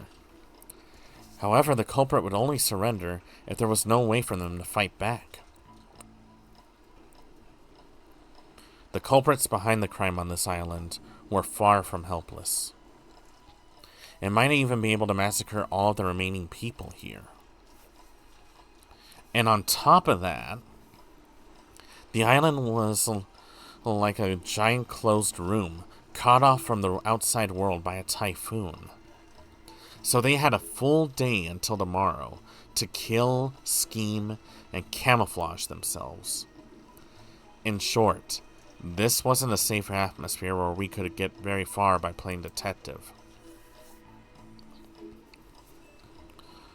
To the contrary, we were at a stage where we had to be scared stiff, since playing detective might displease the culprits and cause them to commit mass murder. Well, it's just a possibility, right? But I can't bring myself to trust the servants yet. And that doesn't mean I only suspect them. Don't you think there might be some mastermind behind all this? A mastermind? Why do you say that? It's just a feeling. Think about what the word servant literally means. It means someone who serves someone else's arms and legs, right? It was a bunch of Ushiromiya family members who got killed. So naturally, there must be someone involved who stands to gain from that result. This was also plain and clear. The Ushiromiya family had been right in the middle of discussions about how to distribute the inheritance when grandfather died. If this case followed the standard form of any classic mystery novel, the crime was definitely caused by someone with ties to the Ushiromiya family and who was involved in the inheritance problem. Aunt Ava had probably read a few books in that genre herself. Her argument may have had a few blind assumptions in it, but it was a standard conclusion that anyone might have reached. I think most people would end up suspecting the servants, even if they used different reasoning to get there. Especially the story about the key to the shutter. That made it very easy to suspect one of the servants was involved. And that's why I don't like it. What do you mean you don't like it? Nah, just talking to myself. I tried to dodge her question by joking, but I couldn't erase the sense of unease welling up inside me. After all that, her conclusion was such an easy one to reach. A conclusion that anyone could reach. And I just couldn't be satisfied with that. If I tried spinning the chessboard around, like I'd learned from Kirei-san, this was exactly why a servant couldn't possibly be a culprit. If the servants really were the culprits, they wouldn't hide the bodies in a place connected to themselves. Why on earth would they use the Rose Garden shed if they were the ones in charge of the key that could unlock it? The police would probably immediately pursue whoever had been in control of the key. It was even possible that some other facts might come to light as a result. The more we think of the servants as the culprits, the less reason they had to carry the bodies into the storehouse. But what if they knew we'd think that, and put the corpses in the storehouse for that very reason? No, that's completely impossible. When the police come to inspect the scene of the crime, they'll probably uncover many things. No matter how careful the culprit carried out the murder, some traces will definitely be found. In other words, they had everything to lose and nothing to gain. If you think about it in this way, and look at this murder game from the culprit's side, it's hard to imagine why they'd want to call attention to the corpses. Once the corpses were found, it can result in someone sending a report to the police, or might make the remaining people more cautious, or might make the survivors start to search for the culprit. None of these things would make life any easier for the culprit. It's just like the words the main character's mother in the novel I had read recently called, "Oh!" That's a neat reference to that Higurashi no Naku Koro ni. Every story needs to have a beginning, a middle, and an end. Eliminating that beginning is essential for the perfect crime. Right now, we don't know where grandfather is. We don't know if he's already become a victim or if he's one of the culprits. But this state of confusion must be beneficial to the killer.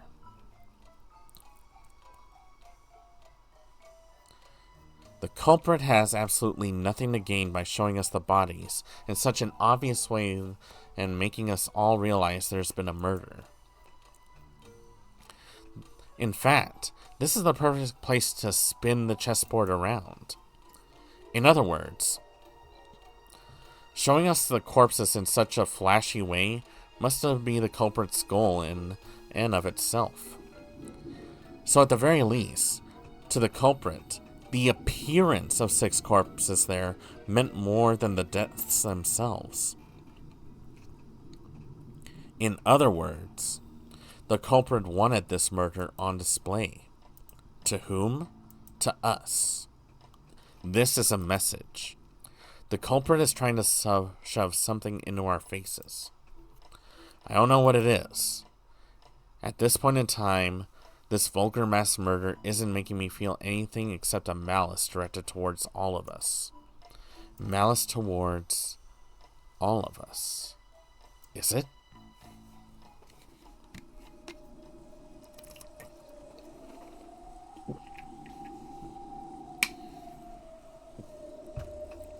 Each one of the survivors has some kind of connection to one of the victims. Uncle Krause's death brought Jessica the grief of losing a family member. The deaths of Dad and Kire-san brought me sorrow, while Aunt Rosa's death brought Maria sorrow.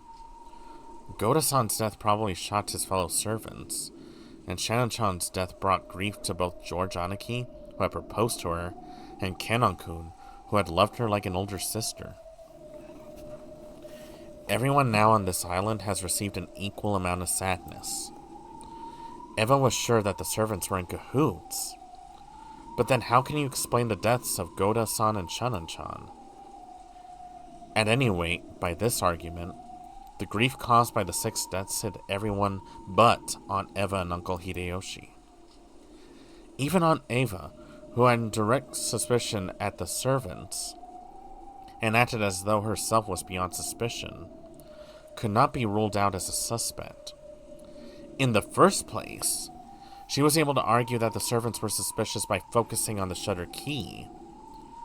But if you look at it from that perspective of motive and who would gain, Aunt Ava's name rises to the top of the list.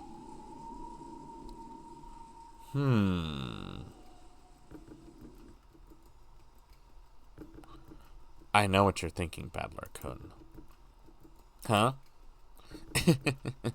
Oh no, please don't tell anyone about that. About how my head's full of obscene stuff.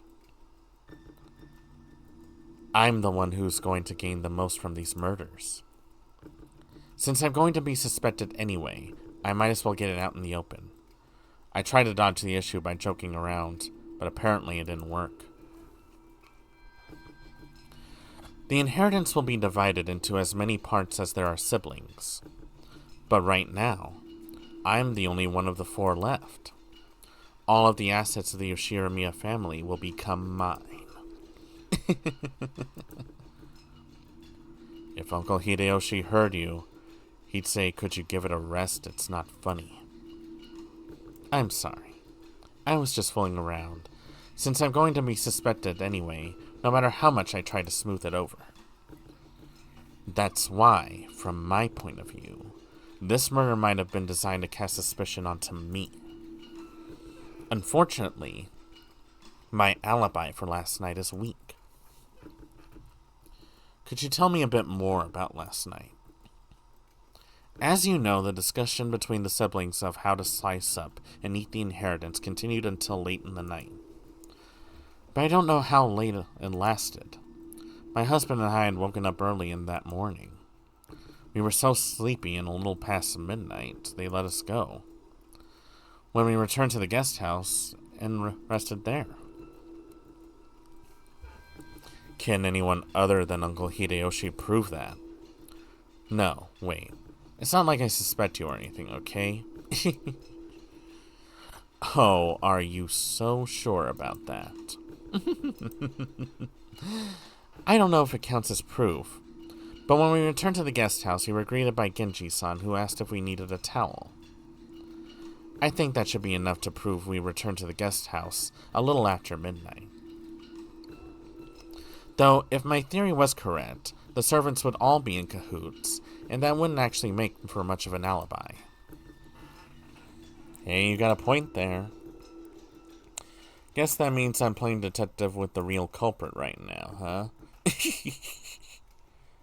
However, let me say this for my honor's sake. If I was after the inheritance, I'd never commit such a bizarre set of murders. After all, if I just wanted to make them forfeit their rights to the inheritance, it wouldn't matter to me how they've died. It'd be much smarter of me to try and make their deaths look like an accident. Especially if you're assuming I laid out some carefully laid out plan that involved even the servants. You got a point there. If you're killing someone for personal gain, you definitely shouldn't make it look like a murder. Exactly. That's why I'm in such a blue mood. The police will probably treat me like the mastermind and investigate all kinds of things. Not fun at all. Aneva shrugged with a bitter smile. It was just as easy to suspect Aneva as it was to suspect the servants. So, if we spin the chessboard around, does that make it impossible for the culprits to be her, suspicious as she is? However, if that argument always works, then motive can never help us in any way. No, that can't be right. Knowing the motive must give us powerful clues towards knowing the culprit. That's why murderers from all time periods disguise crimes in complicated ways, cleverly preventing their motives from being discovered. I don't get it. I just don't get it. Every time I spin the chessboard around, it keeps flipping from front to back and back to front. Are my thoughts bringing me closer to the truth? Or are they...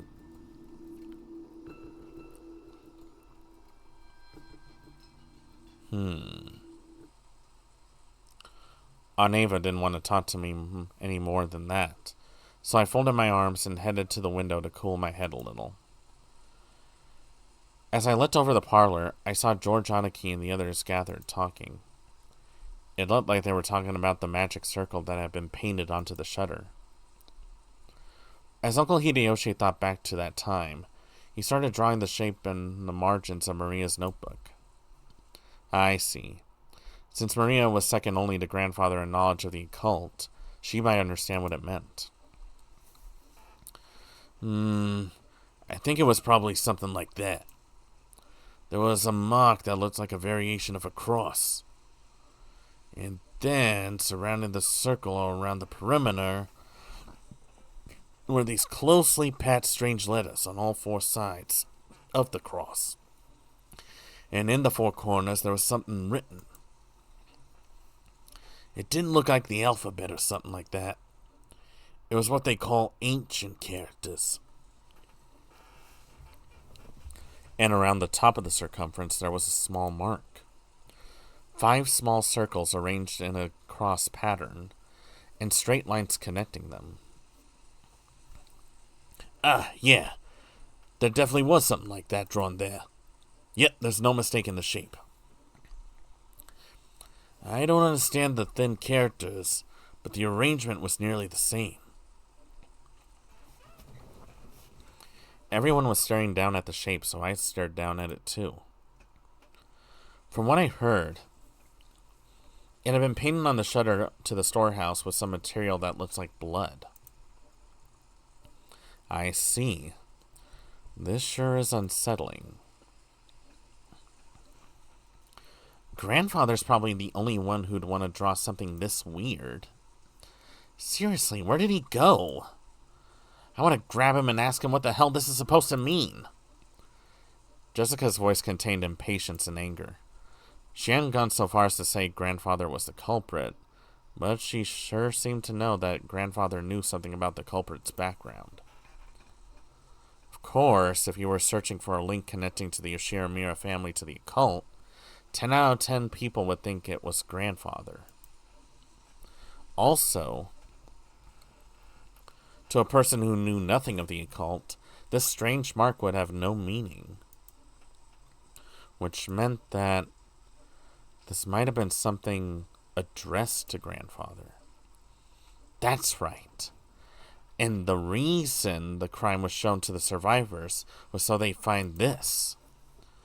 In that case, where had grandfather, the simple recipient of this message, disappeared off to? Does this shape ring any bells? Maria looked at the shape with a serious face. Maybe she was enthusiastic because this was her area of expertise. However, her appearance of that was that of someone separated from the events at hand. as though this thing hadn't been drawn on the shutter closed around her mother's corpse. My first impression was that the design resembled a German cross. Ah, it certainly does have that kind of design. Does that mean it has something to do with Germany? The German cross was originally a crest from a religious order of knights, and was supposed to protect pilgrims from traveling to sacred places. So, in other words, this magic circle might have some religious meaning? This is starting to sound like gibberish. When I looked over at all of them, preparing to jump into the discussion, something shocked me. Maria was smiling, an eerie, incomprehensible expression on her face. Oh, crap. It's Damien all over again. It was almost as if she was making fun of everyone else's ignorance. It was an expression I wouldn't have dreamed to find on Maria's face. And she laughed. That eerie, jarring laugh was something I didn't want to believe was possible, even though I was looking right at it in front of my very eyes. Oh God, that smile.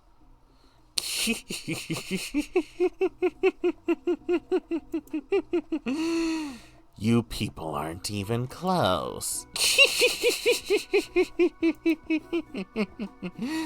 Can't you tell by just looking at it? While everyone was being scared out of their wits, Maria kept on cackling happily by herself. After a while, that laugh was suddenly and abruptly cut off, but her expression still looked like it belonged to someone completely different from Maria. This is the 7th magic circle of the sun. The characters are written in Hebrew. Give it here. Sure. Maria stole the writing materials from the stunned Hideyoshi's hand. She then started drawing another magic circle with a rustle, right next to the one Hideyoshi had drawn. See? It looks sort of like this, right? Yes, it was. Maria, incredible. You really do know a lot. Jessica tried to smooth things over by praising Maria. Maybe she wanted to confirm that this was still the Maria we all knew so well. But Maria didn't answer in any way in particular. Maria began swiftly writing unfamiliar characters in the corner of shapes. When Uncle Hideyoshi and Dr. Nanjo saw them, their eyes immediately began to open wide.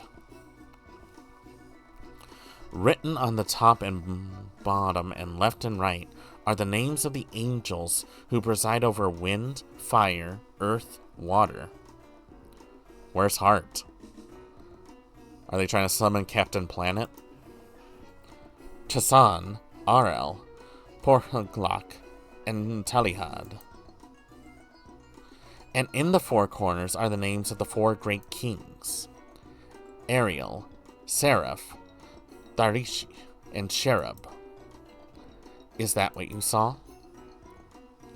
Even if they hadn't been able to correctly write what they had seen, when they were once again shown something identical, it wasn't difficult for them to realize the two were the same. When Maria asked them whether it matched, Uncle Hideyoshi and Dr. Nanjo nodded over and over again. There's no mistake, that's it. I'm sure there were characters that looked like that. How were you able to write something like that? There were also characters written around the circumference. I know.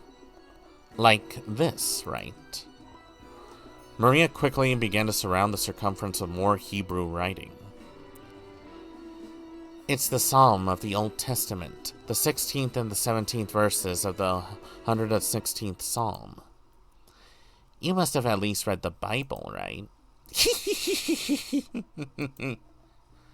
Acting as though knowing this was only common sense, Maria laughed. For a while, everyone, including me, was at a loss for words. A little later, George Aniki returned to his senses and slowly managed to speak. That's incredible. I'm surprised. So what meaning does this magic circle have? It's a magic circle to borrow the power of the sun. He who wears it as a talisman drawn in gold shall be able to break free from the bonds of any prison and receive the power to gain freedom. To break free from the bonds and gain freedom? Sounds deep. The word bonds is not limited in interpretation to some kind of physical object.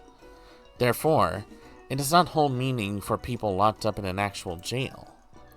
It can also refer to the release from mental bonds, such as ties of obligation and inescapable fate.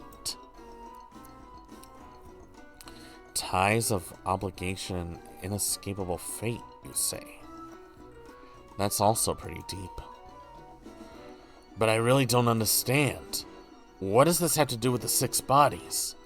Far from being released, they were killed and stuffed in a storehouse, weren't they? It's not like the magic circle was drawn for their sakes. The 6 of them were for the sake of the magic circle. It is truly pitiable.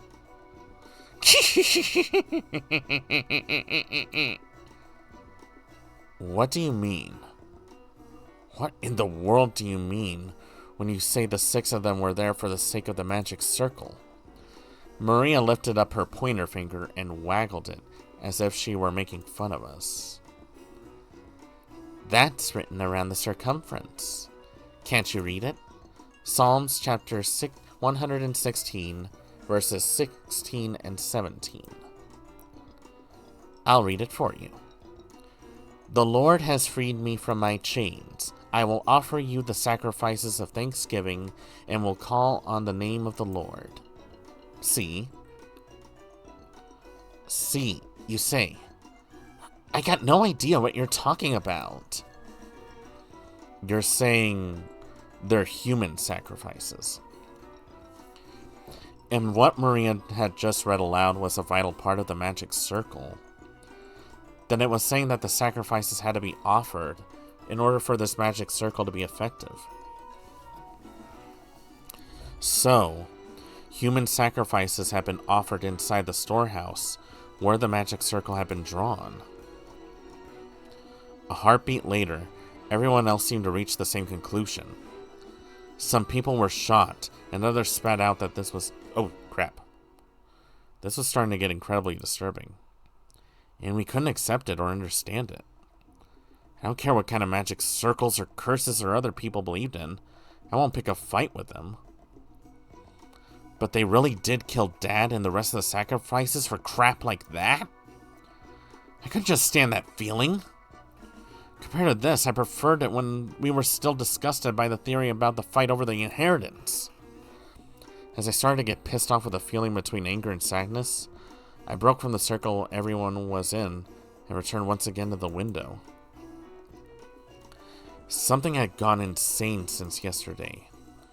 There was a letter from the witch Beatrice that Maria had read aloud last night's dinner. Ever since that point, it felt like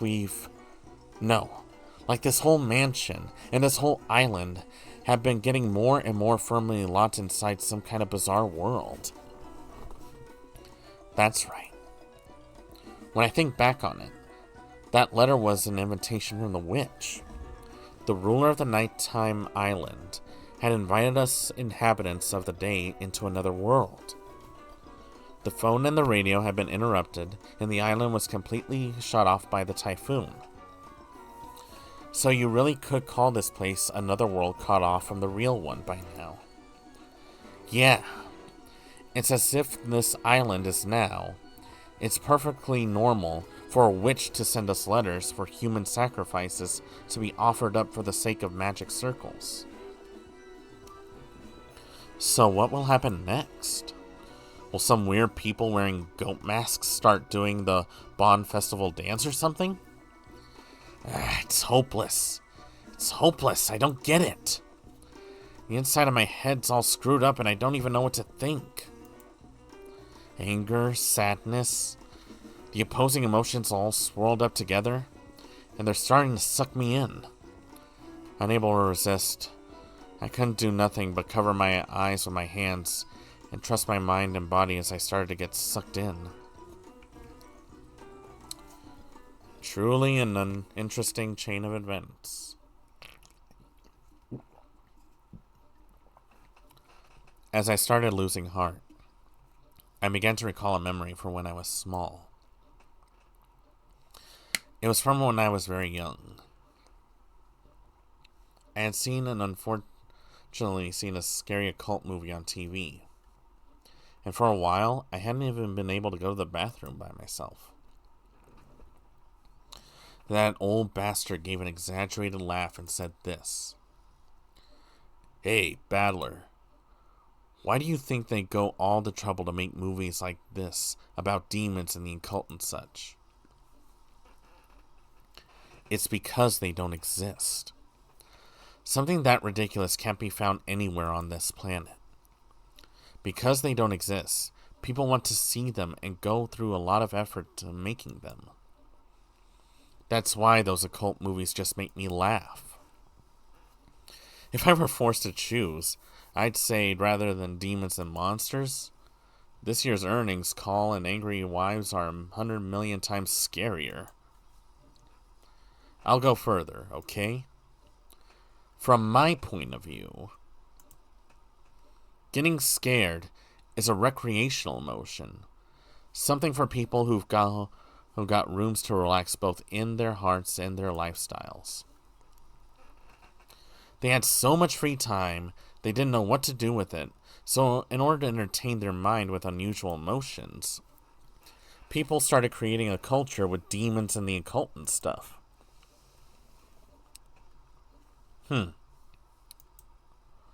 Seriously, why have I been acting so damn tick-headed? I was totally taken in. Don't try to mess with me. This is the human world. I don't give a damn about witches, demons, magic circles, and sacrifices.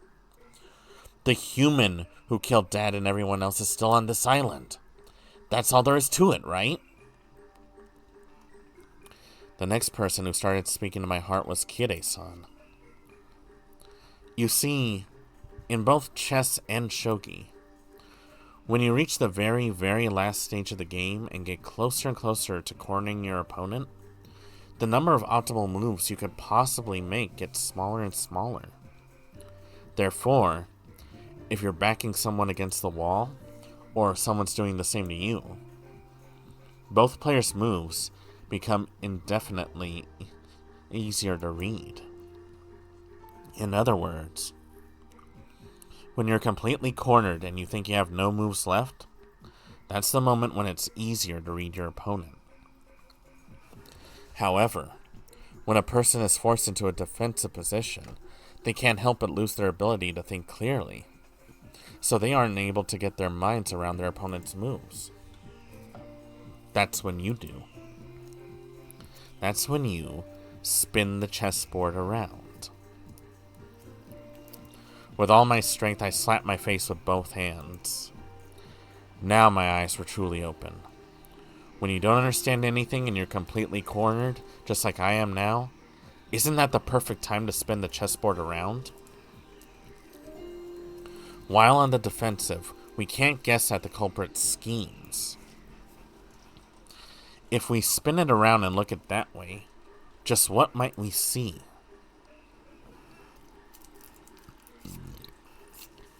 First off, at the time the culprit committed the murders, they knew the island was being cut off by a typhoon. Therefore, they should have understood that even if they carried out the murders, they wouldn't be able to get away early the next morning.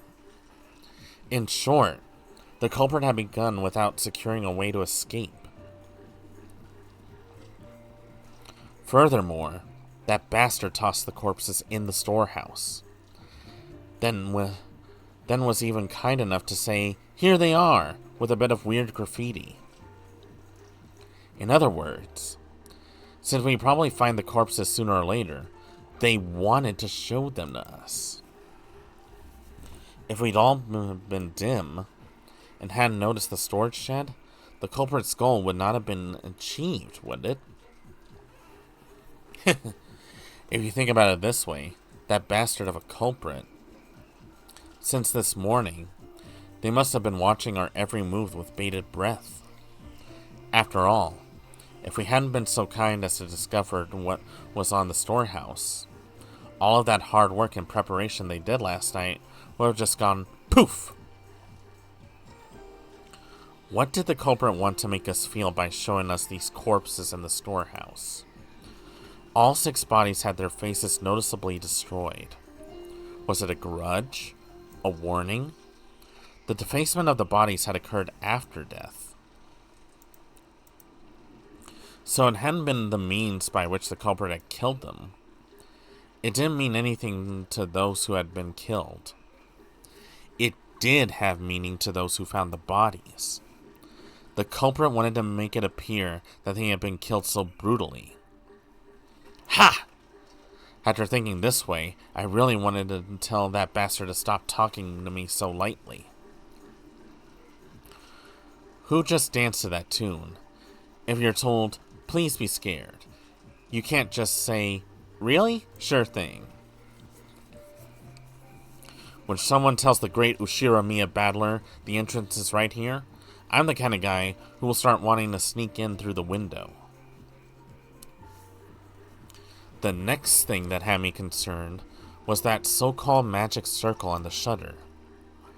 As Maria, who had shown her knowledge of the occult rivaled grandfathers, had recognized, that magic circle was genuine. They must have drawn that thing in the pitch-black darkness, taking a lot of time and holding an umbrella in one hand.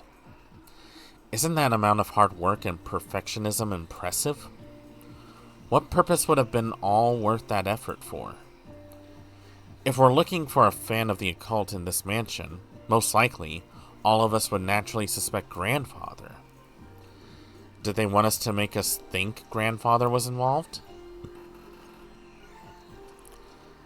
But if that's what they all wanted, they could have just drawn any old scribble that looks like a magic circle.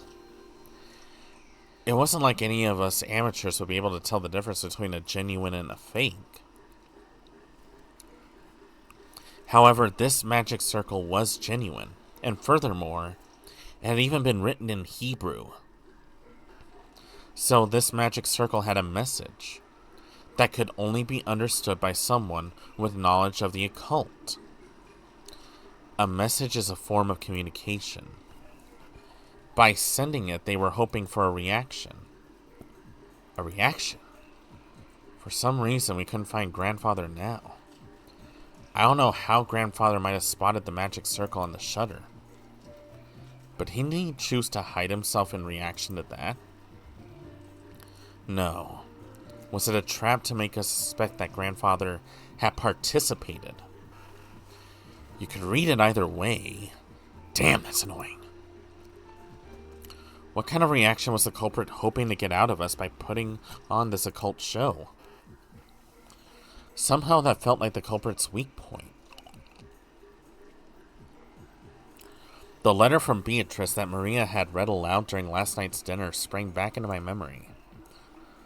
This was a freak who'd ask us to enjoy a battle of wits. Isn't that interesting?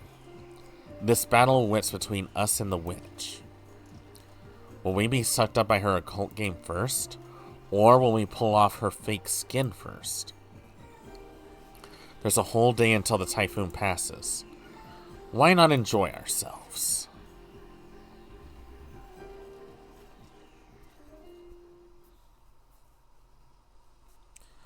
I finally noticed that the inside of the parlor had gone quiet again. Everyone had sunk into their favorite sofa, some deep in thought, some irritated, some acting depressed. Maria was once again enjoying the TV as if she'd never left it. It looked like she found the commercials more fun than the boring program, and she happily yelled, "Ooh, ooh," and giggled. I stared at each person's appearance in turn. If there isn't a 19th person, then the culprit must be in this room.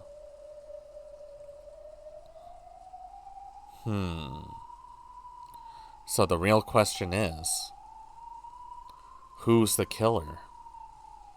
And who has the most to gain?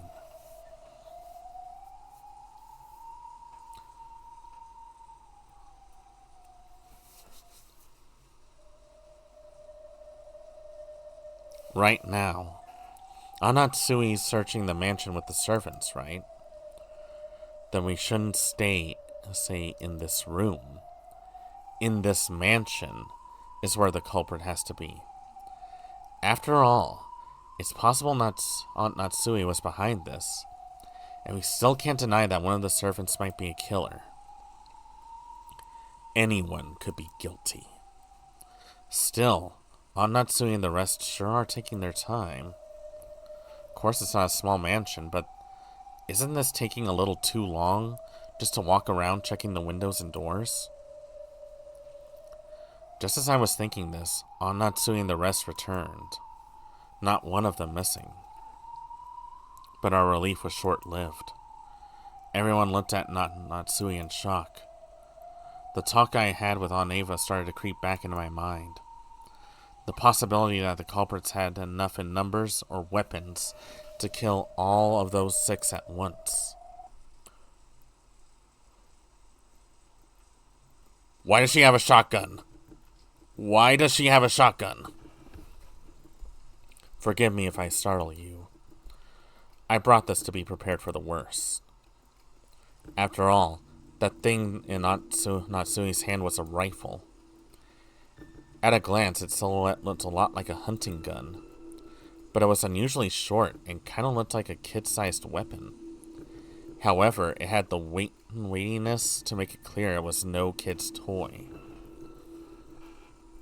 That gun is Kinzo-san's, isn't it? Did you know about it? That's right. I remembered it was in Father's old collection and I managed to find it. Whoa! Awesome! Natsui-san, is that thing real? Yes, it's real. It can fire live ammunition. Long ago, Father used it to scare away wild birds. That takes me back. Where did you find that thing? No matter how much I asked him to let me touch it, he never even let me lay one finger on it. Oh? Grandfather had only one of these? I didn't know that. Long ago, Grandfather was really addicted to cowboy films. That generation really liked this kind of rifle. Is that a Winchester? But I've never seen one that short before. Ah, I remember, it's that gun. That really takes me back. That's one of them Steve McQueen fired off in Wanted Alive or Dead. Father sure has good taste. I guess they couldn't get Steve McQueen to be in this film, huh? It is an item the master ordered specially from America long ago. As you can see, it's a working gun, so please don't tell anyone about this. He was quite fond of it, all right, after he managed to acquire it. It seems the workings that inject the cartridges were more interesting to him than shooting it, and he played around with it back in the forest all the time. Still, it's rather disturbing. Are you sure you should be dragging this out? This is to prepare for the worst. There was probably more than one offender involved.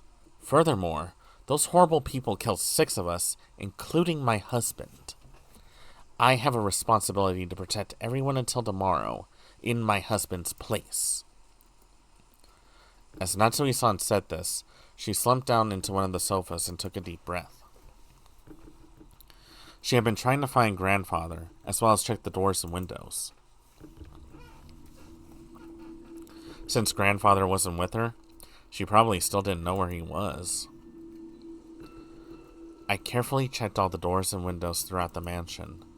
However, we must be prepared for anything. Everyone, I think it would all be best if we all remained here. Oh, good point. If everyone's gathered here, then we can all feel more secure by keeping an eye on each other.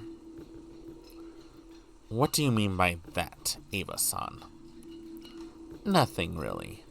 I'm just agreeing with your opinion, aren't I? There was a stormy atmosphere between the two of them. If you think about who was the most suspicious from the inheritance problem and standpoint, Aunt Ava was the obvious answer. However, there was no proof that Aunt Natsui was innocent. No, if you view Beatrice's letter as one of Grandfather's complicated pranks and think of this crime as just an extension of that, there's more than enough reason to suspect even Grandfather. Also, Aunt Natsui thought the criminal was on the outside, but Aunt Eva thought the criminal was on the inside. In short, it was a question of whether or not a 19th person existed. That's the same question that has been repeated endlessly since last night's dinner, with the letter from the witch who calls herself Beatrice. So the culprit was among us, or not? Amogus? And did the witch Beatrice exist, or not? If you assume that something as stupid as a witch can't exist, you're basically saying that one of these relatives here who share a common bloodline is the culprit.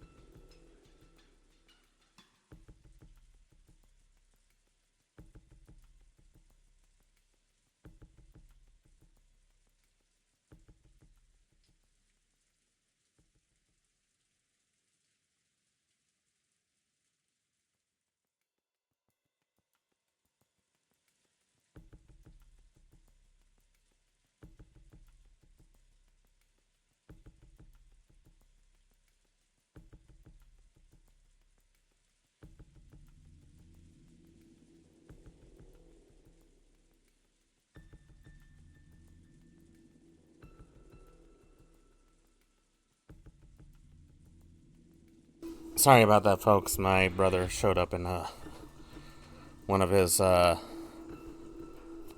late night routines. And by that I mean he was high as hell. Sometimes I wish I was born an only child.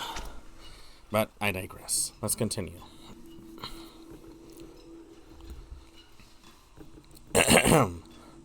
We're gonna try and finish this up, and then we'll continue it either tomorrow or Thursday. If you can assume that something as stupid as a witch can exist, you're basically saying that one of these relatives here, who share a common bloodline, is the culprit. If that were too unpleasant, it'd be more uncomfortable to simply accept the fairy tale-like character of the witch. A witch. A witch drawing a bizarre magic circle and offering human sacrifices. If I could accept that rubbish, I'd be able to trust all the people in this room. However, damn common sense got in the way. I kept repeating that witches don't exist. In that case, the culprit must be among us. In the middle of the seemingly endless rain, none of us could break the silence. There! Oh, thank God, that's the end of it. I guess that's 1 p.m. God, that was a long one. Alright, anyway. Wendy. Okay, hold on. Yep, hold on, yep. Oh, this is interesting.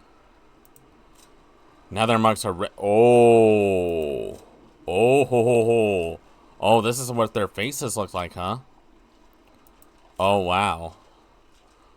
Oh, man.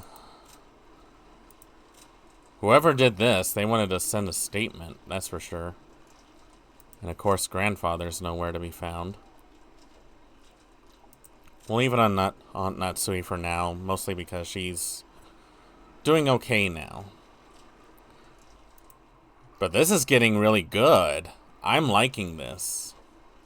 Anyways, I hate to end it at this, but unfortunately I'm out of time, and my throat is very scratchy. We didn't finish episode 1. It's actually a pretty long thing. But, you know, I'm really enjoying this. It's a little slower compared to Higurashi, but it's setting itself up, like, in a good way. Like, there's a lot more that meets the eye, and it's really trying to drag you in for that punchline. So we'll definitely continue this tomorrow or Monday. We'll see how I feel later down the road. So, thank you all so much for watching. I hope you enjoyed the stream. If you have anything you'd like to see, or if there's anything you'd like to do, be sure to follow us on social media, on Discord. We're really close in getting affiliate. We're really close. I am hoping that we'll get to that point in the near future. Until then, though, I'll be doing what I do best. Chilling out with my friends. Reading some very obscure stuff. Let's see. Who's streaming today? Let's see.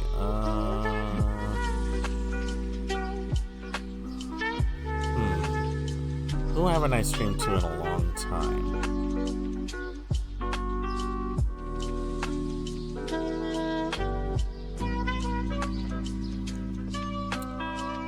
I want to send you guys to someone cool. Someone who... It's been a while. Let's see.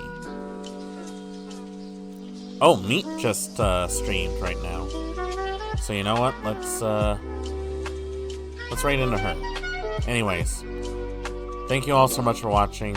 I hope you enjoyed. Send Meat some love. I'm sure she'll appreciate that. Really looking forward to reading more Umineko to you guys. And as always, Respect the class.